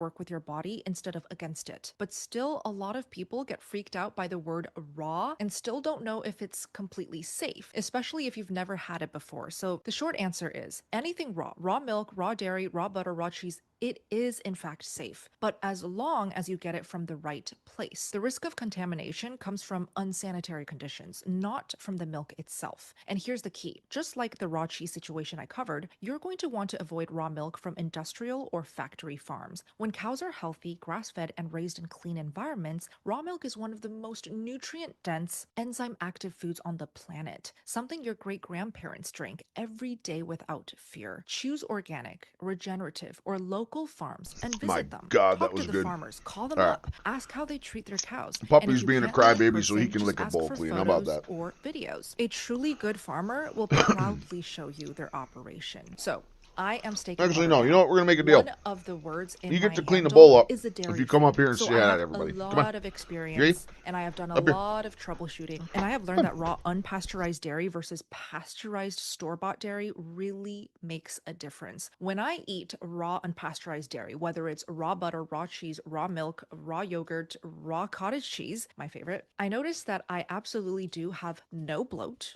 no inflammation, no indigestion, no issues whatsoever breaking down and absorbing those amazing raw dairy foods. The moment I switch to pasteurized dairy, immediate bloat, immediate gas, immediate constipation even, and I immediately hold water weight overall in my body. So let me just share the best way to find raw dairy near you. It's always going to be better than pasteurized dairy. Go to realmilk.com, which I will make sure to link down below as well. There we go. We got a dog. See all of the local dairy farms near you that can sell you raw dairy. That's Even what I'm if it's saying. I'm gonna illegal clean in the the shit out of States, it. You can in fact find raw dairy farms and sources near you, or even co-ops. So check out that website. Oh, fuck I have yeah. a second option that guarantees My wife raw does it dairy more than I shipped to do. your She's door, always and giving it him is the plate. Miller's Mile Yeah, Farm. he's such a I good boy. discovered them around April of this year, just a couple months I'm more ago. so Miller's depending Mile what it Farm was. Now that has I'm this carnivore, I secret let him have loophole everything. that allows them to Before I was ship so to all worried about, states. And that is just by nasty labeling stuff it being in for food. cats and dogs, as you can see on screen. And I'm gonna just pull my favorites right now so you can see what they look like. I hand This wash right everything here too, has been especially my the bowls I eat favorite off of. I beverage don't of trust all time. dishwashers. I've been drinking I use raw kefir for the dishwashers to rinse past stuff, 3 then I'll years hand wash now, them and after I've the been fact. working But out more, so when I I always drink clean the this, I shit out of just them. It's feel like fine. I'm replenishing my energy that I expended during my difficult workouts. If there's anything I You know what? I recommend don't from think I've ever Miller's, had it's raw gonna milk, be to be this honest. raw raw butter. They have the best tasting butter. See, I'm still fairly low on the salt. I'm only salt right now. Pepper's gone. Everything else, salt is all I use, but it's low enough. I'm not too worried about it. If I go real heavy on salt, I generally won't let them have it. Farm is now my one and only source. I'm lazy. When you jingle in, you got your jingles on the bowl. High quality and delicious carnivore staples, I just stick with them, and I want to support He'll be them. occupied with this bowl for 20 minutes. I'm sharing it with you guys, my community. If they sell out, they sell out, but I'll make sure to link them down Heaven below. from the cow, I'm sure it does. I'm sure it does. I wonder how it would affect me versus just standard milk, though. I wonder if it would still give me the inflammation, water retention and shit I'm dealing with on dairy right now. Super curious on that. Again, that's something we'll recheck, we'll reintroduce once we get done with lion. Is farmed salmon. And honestly, really? I avoid farm meats in general, whether it's salmon, poultry, pork, chicken, because no matter the animal, they all share one thing in common, a completely unnatural diet. In the wild, animals get their nutrients from what nature intended: grass, bugs, smaller fish, clean water, and real food. But on industrial farms, they're fed cheap, inflammatory feed made from grains, soy, and seed oils that are high in That's the thing. You think about it, all this farm raised stuff, man, it's just soy, soy, soy, soy, soy. That's what they pump into all these animals. Their compounds raw method eliminated during pasteurization. Yeah, it wouldn't surprise me. It really wouldn't surprise me. We are the carnivore missionaries. 6 fats. That imbalance doesn't just change their health, it changes yours as well. So instead of getting clean protective ones, yeah, omega-3s, it wouldn't surprise me. You're eating meat overloaded with omega-6s that promote inflammation and disrupt hormones. But of all the farmed animals, salmon might be the worst for 2 reasons. Reason number 1, farmed salmon contains up to 16 times more PCBs than wild-caught salmon. No PCBs, shit. or polychlorinate biphenyls, are industrial chemicals long banned for being carcinogenic. These toxins accumulate in fat, and in fact, there is a major Norwegian study that already linked farm salmon. You're done because I don't want to hear your collar jingling on the bowl anymore. That is really bad, but honestly not as gross as my second reason why farm salmon is just a chemical bomb you're going to avoid eating from now on. And that second reason is all about that beautiful pink color everyone associates with healthy farm salmon. It's actually fake. Farmed salmon flesh is actually supposed to be show us a lot. It would. That'd be a very interesting experiment. Found in their natural diet, astaxanthin, a red-orange antioxidant pigment. It's like feeding cooked meat to cats to get sick. Yeah, no, it wouldn't surprise me. Hey, what are you doing? It's not just for looks. Astaxanthin also acts as a potent antioxidant that protects the fish and I know. Grumble, grumble. Oxidative stress. Grumble. In the wild, yeah, I'm gonna hold you like a baby. I'm gonna hold you like a baby. But farmed salmon don't eat. This dog is spoiled beyond belief. Corns, soy, grains, and spoiled beyond belief. A natural feed with 0 astaxanthin. Where are you even going? Without that pigment, what are you doing? Flesh turns a pale grayish. You want to do? You want to stay up here? Or you want to get down? Consumers would find unappetizing. So to fix that, these fish farms add synthetic astaxanthin derived from petrochemicals. I feel like that sounds like an awesome experiment someone should do, Ram. It also sounds like animal abuse. So it looks like wild salmon. And to keep these fish alive in overcrowded pens, they're dosed with antibiotics that end up in your system and kills all of your good bacteria. These are the same beneficial bacteria that protect your immunity, your digestion, and even You're such your a good dog. mood. You're such a good dog. Is to opt you're a beggar. For you're an absolute beggar, but you're a good dog. Even if dog. you're not on a strict carnivore diet and just have a lot of salmon in your diet, always look at the ingredients list and make sure it says wild-caught salmon. We do not want to see any words used in terms of the words farmed. Usually, Alaskan sockeye salmon is wild caught, and in general, you should always choose wild caught seafood. My favorite. That actually makes me think. I have not been checking the Aldi's salmon. I always get my salmon at Aldi's, the big long cut. I have not been checking if that's farm or fresh. You may have noticed how much I use my air fryer day to day. Getting an amazing air fryer has been one of the best investments I've personally made for my carnivore journey. And one of my top recommendations. I will 150% back her up on that. Air fryer, absolutely life-changing. Absolutely life-changing. It's like best to dig the cat soon as they're for multiple cat generations that are deformed and infertile. Jesus Christ. Yeah, you hear about some of the animal experiments, man. It's nasty, nasty stuff. Truly some nasty stuff. Of every level. I've pretty much been relying on this air fryer to cook all of my daily meals because literally all I have to do is set it and forget it. And after I'm done eating, I literally take the tray out and I put Oh it in no, my my last dishwasher, and Zinski. it's squeaky clean and ready My to go last the next day. It Zinboni. is so easy to use because it can pretty much cook any kind of meat to any temperature that you want. It looks great, and most importantly, Yeah, you it got is the built-in FDA one, dude. I certified want one of those so PFOA bad. and PFOS So I got the air free. fryer and I Tasty got a also gas stove launched right their now. brand new ceramic version of the air fryer We with are some exciting propane upgrades to everything take up here. your Propane cooking heat, to the propane next level. stove, Now propane you can dryer. say goodbye to sticky situations Actually, no, for that's a good, lie. My because with the dryer naturally is electric. non-stick ceramic coating, honestly, sometimes I won't even need to wash it in the dishwasher. All the grease and oil slides right off. However, I will say what she just did by putting your air fryer in the dishwasher, I wouldn't recommend it. I did that with a couple air fryers. It will absolutely nuke that non-stick coating after a while. I noticed after a while that whole tray was just starting to rust right out on me. So I would be very, very careful about running those things through the dishwasher. It literally takes 30 seconds to clean an air fryer in the sink. 30 seconds. Natural gas, yeah. There's a ton of natural gas drilling up here. We're like natural gas central, man. It's like hydrofrac city up here. Towel. The ceramic coating also What are we boosts doing? the You want to get overall down? durability You want to of lay the air down? What are we fryer, so doing? you can trust that your we new doing? sous chef Come is here. going to Let's put you perform back in your at chair. its best for Say years bye. to come. You guys can Say check bye it to out by everybody. using my Say code bye, everybody. SBGAL for a special discount plus Tasties extras like an extended warranty. Now, I get it. Wild-caught seafood is often significantly more expensive than farmed options, and that can make it feel out of reach for many carnivores. Everything's more expensive. It's going to be grass-fed beef, local beef, wild caught. It's all going to cost more. It's just the way it be. Yeah, straight. I much prefer hand washing stuff. I feel like it gets way cleaner.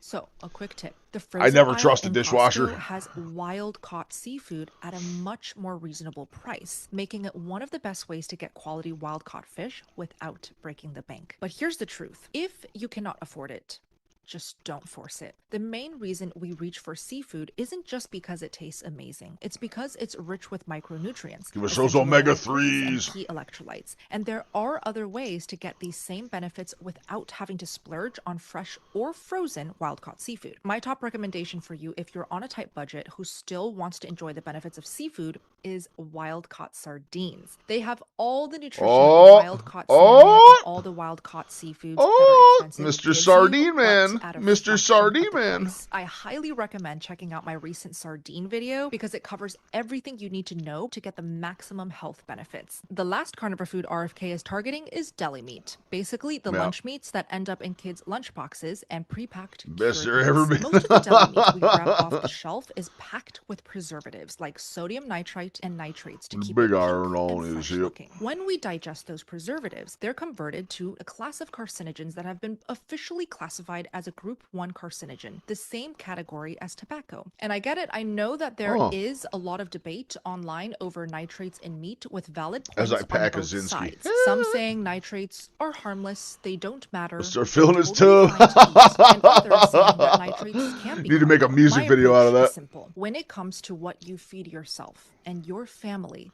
less on the label is always better. So cooking your own whole meat is the obvious swap here. But also, I get so many questions all the time from you, especially my members in the Steak and Butter Gang, about travel-friendly alternatives. Since one of the biggest advantages of deli meat is being able to take them anywhere, on the go, or even just for the flavor and variety to keep carnivore exciting. So it's frustrating that healthy options are just so hard to find. Hard-boiled eggs are one of my favorites. Sticks of butter, frozen, are also one of my favorites. And I pack it frozen because then it lasts longer when I'm traveling. There are also lots of great minimally processed jerkies and bars that I love. There are actually a lot of carnivore-friendly brands now that are family-owned by carnivores themselves, which I will always make sure to link down below, shout them out, and give them credit. As always, I would love to hear your thoughts. Are there any other carnivore-friendly foods or strategies you think I missed? Drop your thoughts, knowledge, ideas, or personal favorites down below in the comments so we can all learn from each other. And my final thought to wrap up is that RFK's Maha movement and his proposed food bans aren't really about politics at all. It's about biology. Your cells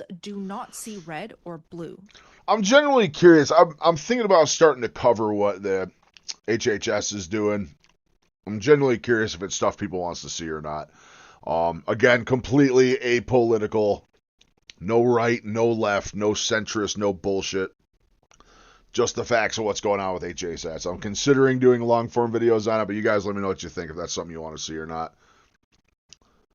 They see nutrients or toxins. And the fact that we're spending $1 trillion of taxpayer money on diseases that are 100% preventable and reversible with lifestyle changes is absolutely mind-blowing when you think about it. It's clear that small, consistent daily habits can literally save your life. From diet to sleep to recovery, every choice compounds over time. And that's why I prioritize not just what I eat, but how I support my body in every other way, from light exposure to skin health. So this last thing that I really want to shout out that I have been incorporating every single day in my daily health routine is wearing blue light blocking glasses. These are the one that I love. I basically wear these red ones whenever it's dark outside. So the moment it gets dark, I pop the red ones on, especially if I'm watching TV, I'm working on my phone, I'm editing iMovie on my laptop, I'm hosting meetings on I'm surprised they're still making glasses like this, because most new monitors and TVs that are coming out, not the older stuff, but most of the new ones that are coming out have built-in blue light protection. I don't know if you guys can tell or not from watching the stream. Everything I have is set up to block blue light right now. So, I don't know how useful the glasses truly are.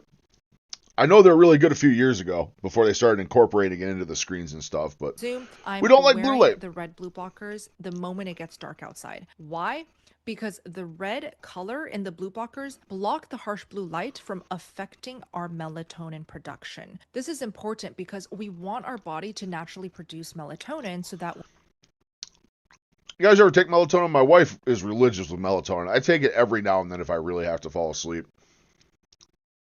I might be deficient because I take melatonin and it almost fucks me up. Like, I don't get drunk off it, but I get like, oh man, it just puts me down. Absolutely puts me down for the night. when it's time for bed, our bodies can actually feel sleepy, unwind, and fall asleep. So the more you are on top of your sleep routine, your daily habits, the more you can get into the flow of waking up early. Just watching Keep Down in Texas, looking for a job to steal. He was way behind, but top of the line and looking to make a deal. He said, Ron, let me tell you what, I bet your kitchen against the sink basin made a goal that cannot wash your ass.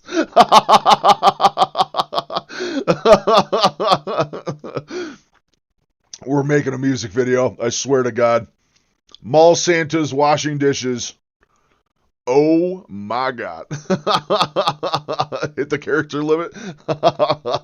You're an absolute wordsmith. You're a wordsmith, Rob. Healthy, maintaining that energy, and sleeping early. This by far is the most important pillar that gives you the most benefits and life-changing healing. And for all of my ladies who are watching who want that extra boost in skin glow, and trust me, I see your comments. I see a lot of you guys asking, I didn't even know there was a what do I character use limit on on my Kick. skin? What is my skincare? How do I get that glow? Let me share with you this red light mask that I use every single night. Do I think this is a necessary purchase if you just want to heal your skin and have clear skin? Definitely not. You do not need to be buying this. You do not need to be spending a single penny on anything besides high-fat carnivore foods. That is the only thing that worked for me with my cystic acne journey, and this is just the cherry on top. It's like a little accessory for that extra boost of glow, for that extra even skin tone, and for that extra deep calming. This comes with a little remote. It's detachable so that you can charge it and pack it more And you can rob a compact bank when if you flying. want. And you plug it in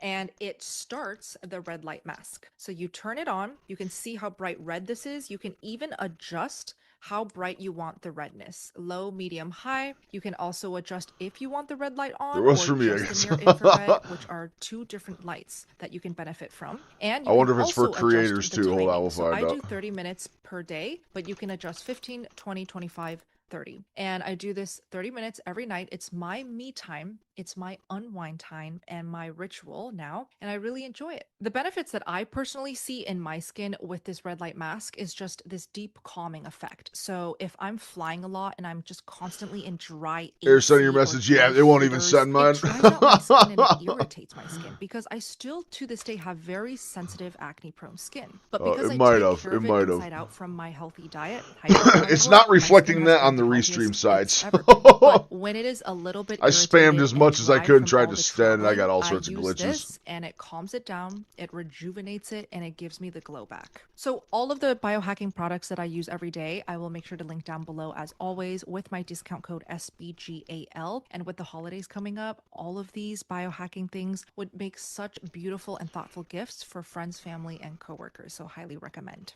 Anyways, that's all for today. I want to thank you so much for watching and supporting my channel and content. Make sure you stay subscribed to my Thanks, steak channel and to butter not miss my next girl. video. And We I love hope to see you. you in my next one. SBG out. It's awesome. It's awesome, awesome. All right, well, there's steak and butter gal. Now, I got a bit of a guilty pleasure for us to watch the last half hour here.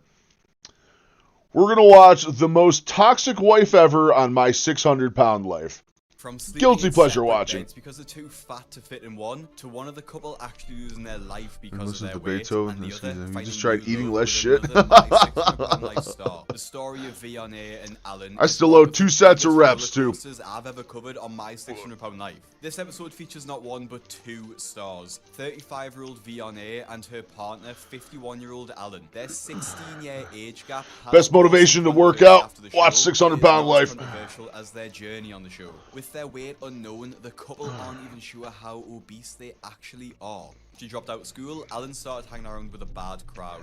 He used to go out and steal cars. Yeah, But soda's eventually got soda's a caught and rough spent one. 18 months in prison. After his release, Alan That's was a my wife's 27-year-old nightmare, Phil, man. She with can't no get high off school that soda. diploma, I've been trying a for criminal years to get her to record, quit drinking and a soda. body weight of over 400 pounds. He was practically unhireable. So instead of making a change, Alan just stayed at home, locked himself away, and ate himself up all the way to That's the thing. We all worked our way through this shit. All these guys were on disability the whole time. On a date in sight, and they've been together ever since. I will admit, when I got to my worst last year, I did put in for disability.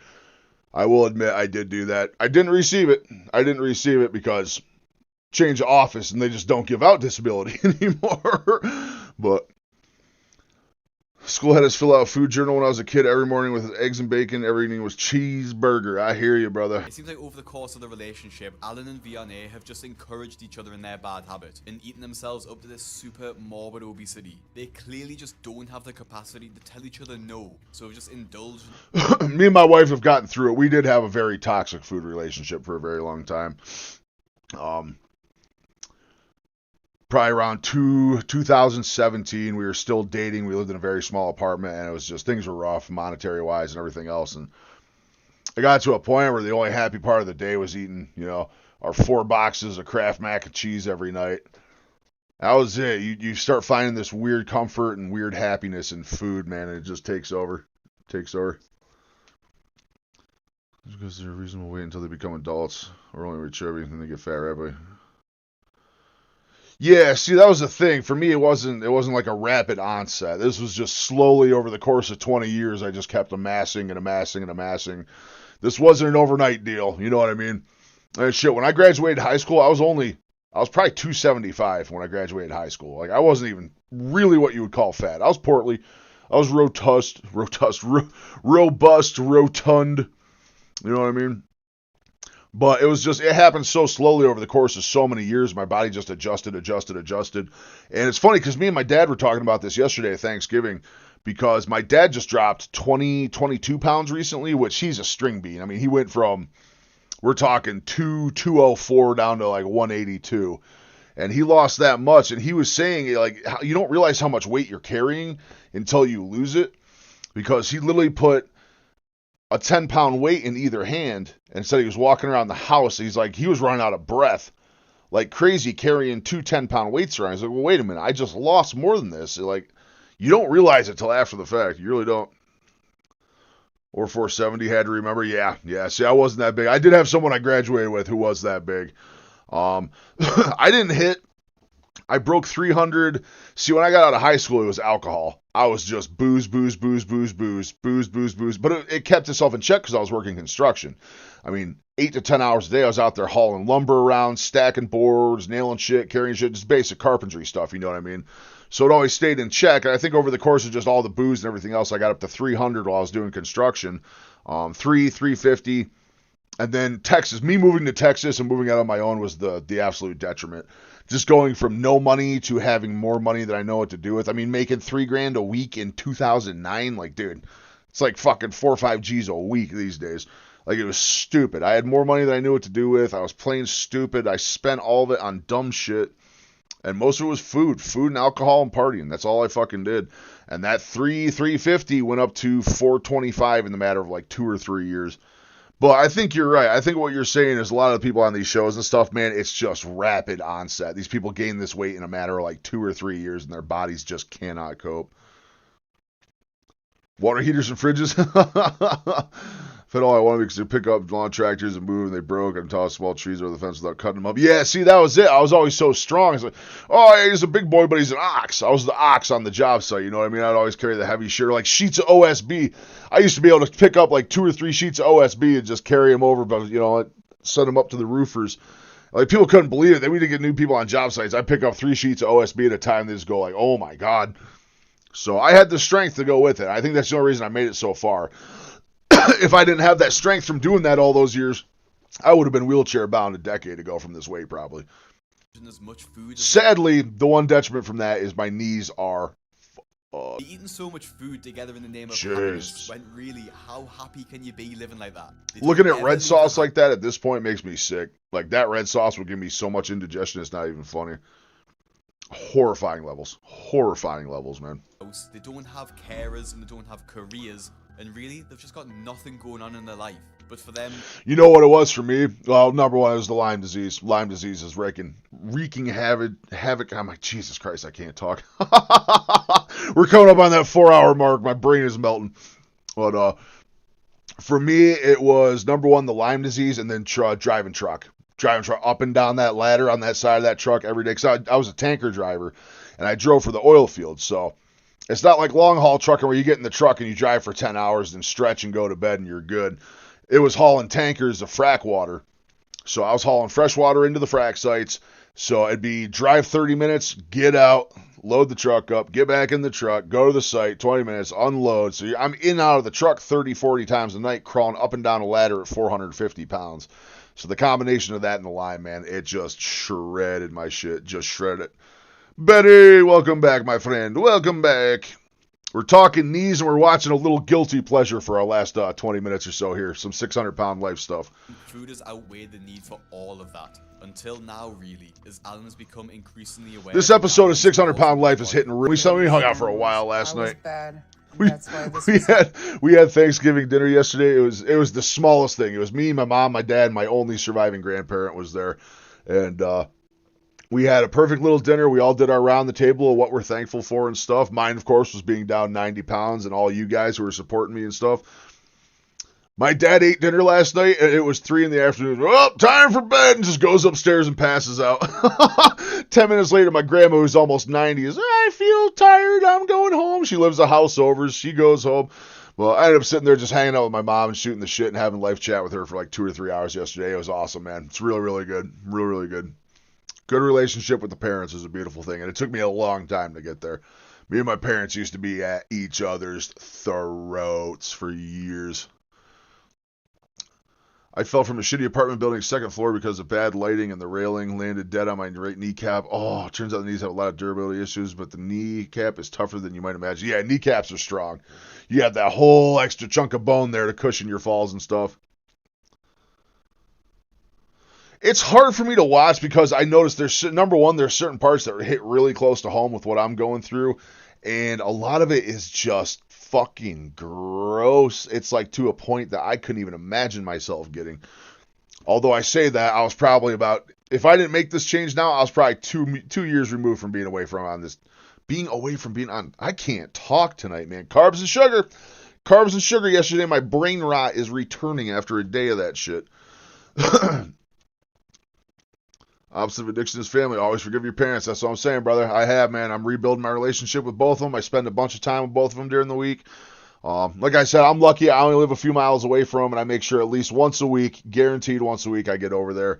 My dad's starting to have some cardiac issues, so I'm trying to spend a lot of time with him because you never know, man. He had surgery on his carotid artery last year. He was 95% blocked, and they say his heart valves are like 75% blocked. So on that note, you never know, man. One of them valves could go or plug up, or he could stroke out or do anything any given day. So I'm trying to spend as absolute much time with him as I can because he's a very, very smart man. He's also the angry version of autistic, so it's a little tough, but we're working around. All right, let's keep this going. And that's when I first realized that when I felt sad or scared. She did the bypass and you didn't? Yeah, see, I absolutely refused bypass. I was not going to let someone cut me apart, and I knew I could do this. I knew I could do it. I just had to put my mind to it and take the time to do it. So I was overweight then, but not a whole lot. Vianney's weight gain only skyrocketed after suffering abuse from her mother. Things got worse for Vianney when she was assaulted by a family That's friend. why I refused, because I know personally that I think it's a good thing. What I did yesterday, I had a cheat meal yesterday. I'm not trying to hide that at all. I had alcohol yesterday, and it was an awesome family day full of great conversations, laughs, and just a good time. And I think cheat days are very, very healthy things, as long as you do them appropriately. I mean, that was my first one in, I'd have to go do the math on carnivore, but that was my first cheat in 53 days, something like that. I think that's a good one. Every 2 months or so, big old cheat day. And I want the ability to do that. You know what I mean? I don't want to be absolute glutton, but I want to be able to have a cheat day. Or if me and a bunch of buddies I haven't seen in like 5 years from high school, we want to get together and drink ourselves stupid one night.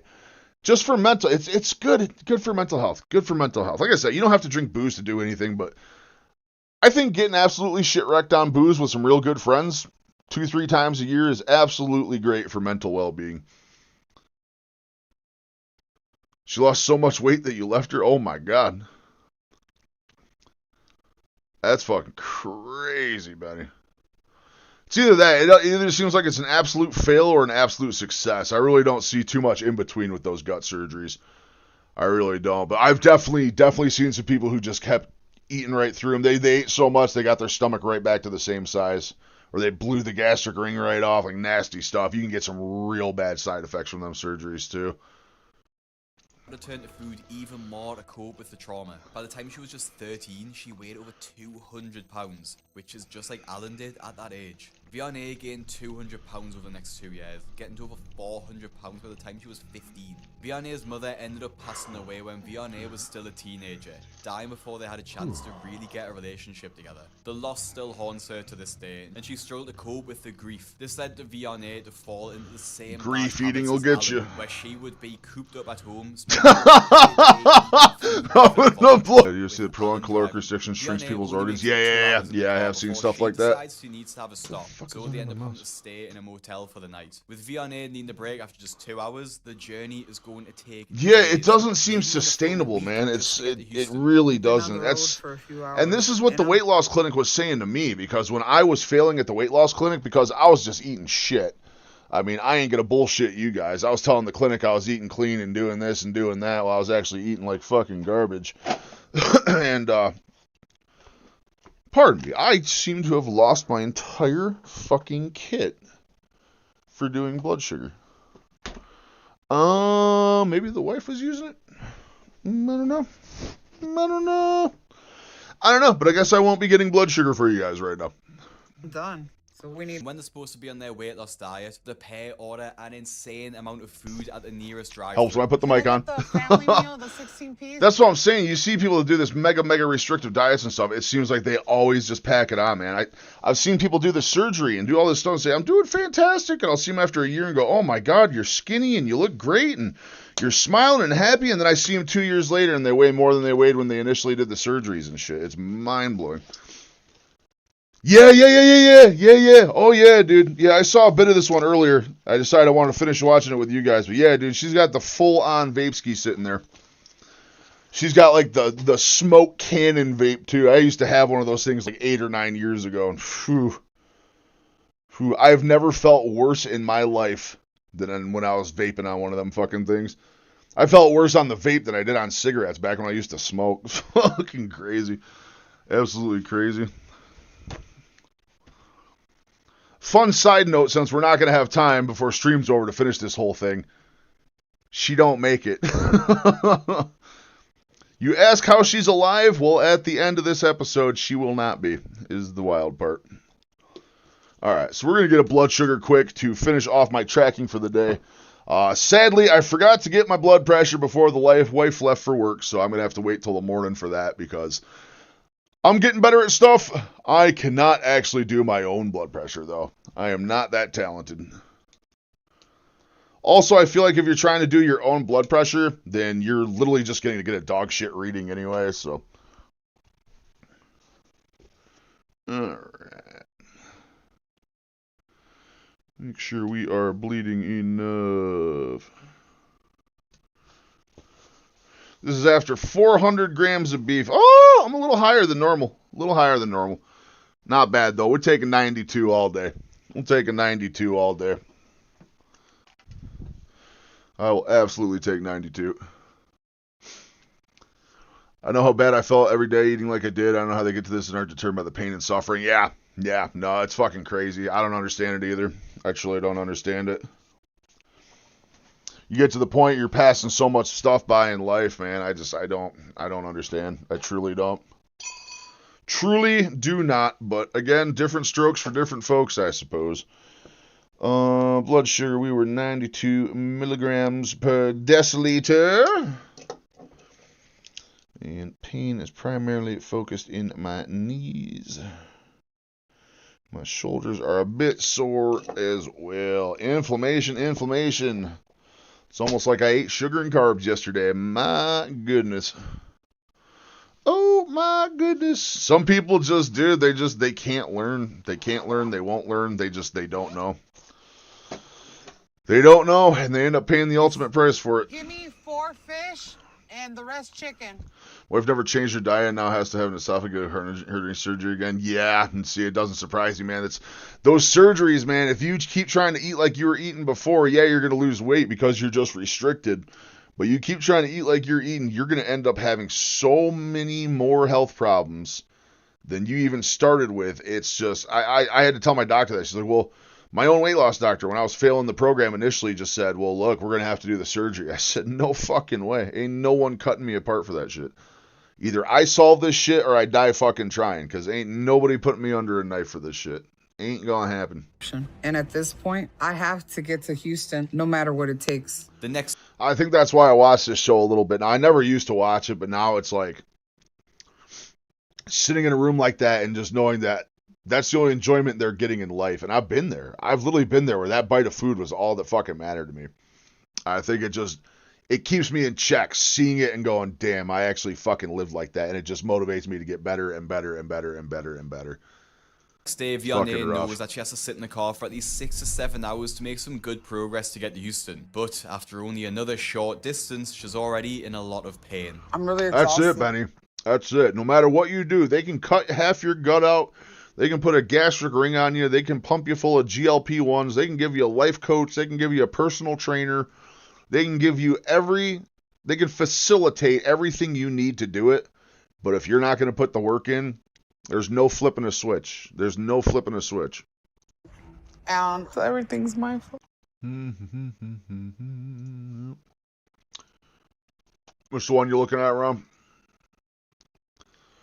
Ooh, she's pretty. Ooh, she's pretty. Is it 16.5 or the 18? That's fucking sexy. I'll grab the shit out of that thing. Takes AR mags. Yeah, that's fucking nice. 16.5. Nice. 16.5 is all you need, man. 18, you're going to be snagging it on trees and shit while you're walking around. Fucking catching it on brush. That's fucking beaut, man. I love it. Do it. I'm just stressed to the point Lever guns got to be dolled up with wood, man. You see them all in the polymer and tactical looking shit. Nah, you got to have wood on them lever actions, man. It don't seem right not having it. I don't want to deal with it anymore. I don't feel good. I'm tired. I'm just like... Yeah, no, you're good at 300. You don't need anything bigger than that. I don't know. Let's see. Vianney starts calling everyone she knows to ask for help, eventually being sent some money from a distant aunt who lives in Mexico. So everyone is eventually able to afford a hotel room for the night and sleep in an actual bed instead of the car. And so with everyone sorted, the couple move into the apartment the next day, but encounter a slight problem. The reality of their weight is shocking to say. Whew, that is a half ton of human being right there. It's hard to. It's hard when you see the way they're eating and they have that mentality where they need someone to flip a switch and fix their lives for them. It's hard to have the sympathy. People got to realize, they absolutely got to realize that they are the ones that has to put in the work. What the hell is my hair doing? The hair's standing up all over the place. All right, boys. I think we had an absolutely phenomenal night here. Thank you guys so much for showing up. It's basically, we had a couple stragglers in here and there, but Benny and Rom, you guys are the ones always holding it down. You guys are amazing. Rick, if you're still in here, I saw you talking a little while ago. Rick, it was good to see you, brother. We're going to call it there. Lots of big plans over the weekend. We're going to be starting Carnivore on Monday. We got our new mic coming next week. We got the new stream stuff coming next week. My new internet is coming next week, so I will be in my new office, the new man cave. We will have better cameras, better angles. We're going to be doing fan-effing-tastic. I cannot wait. So, busy week coming up. Lots of stuff to do. I will be streaming at least 4 days next week.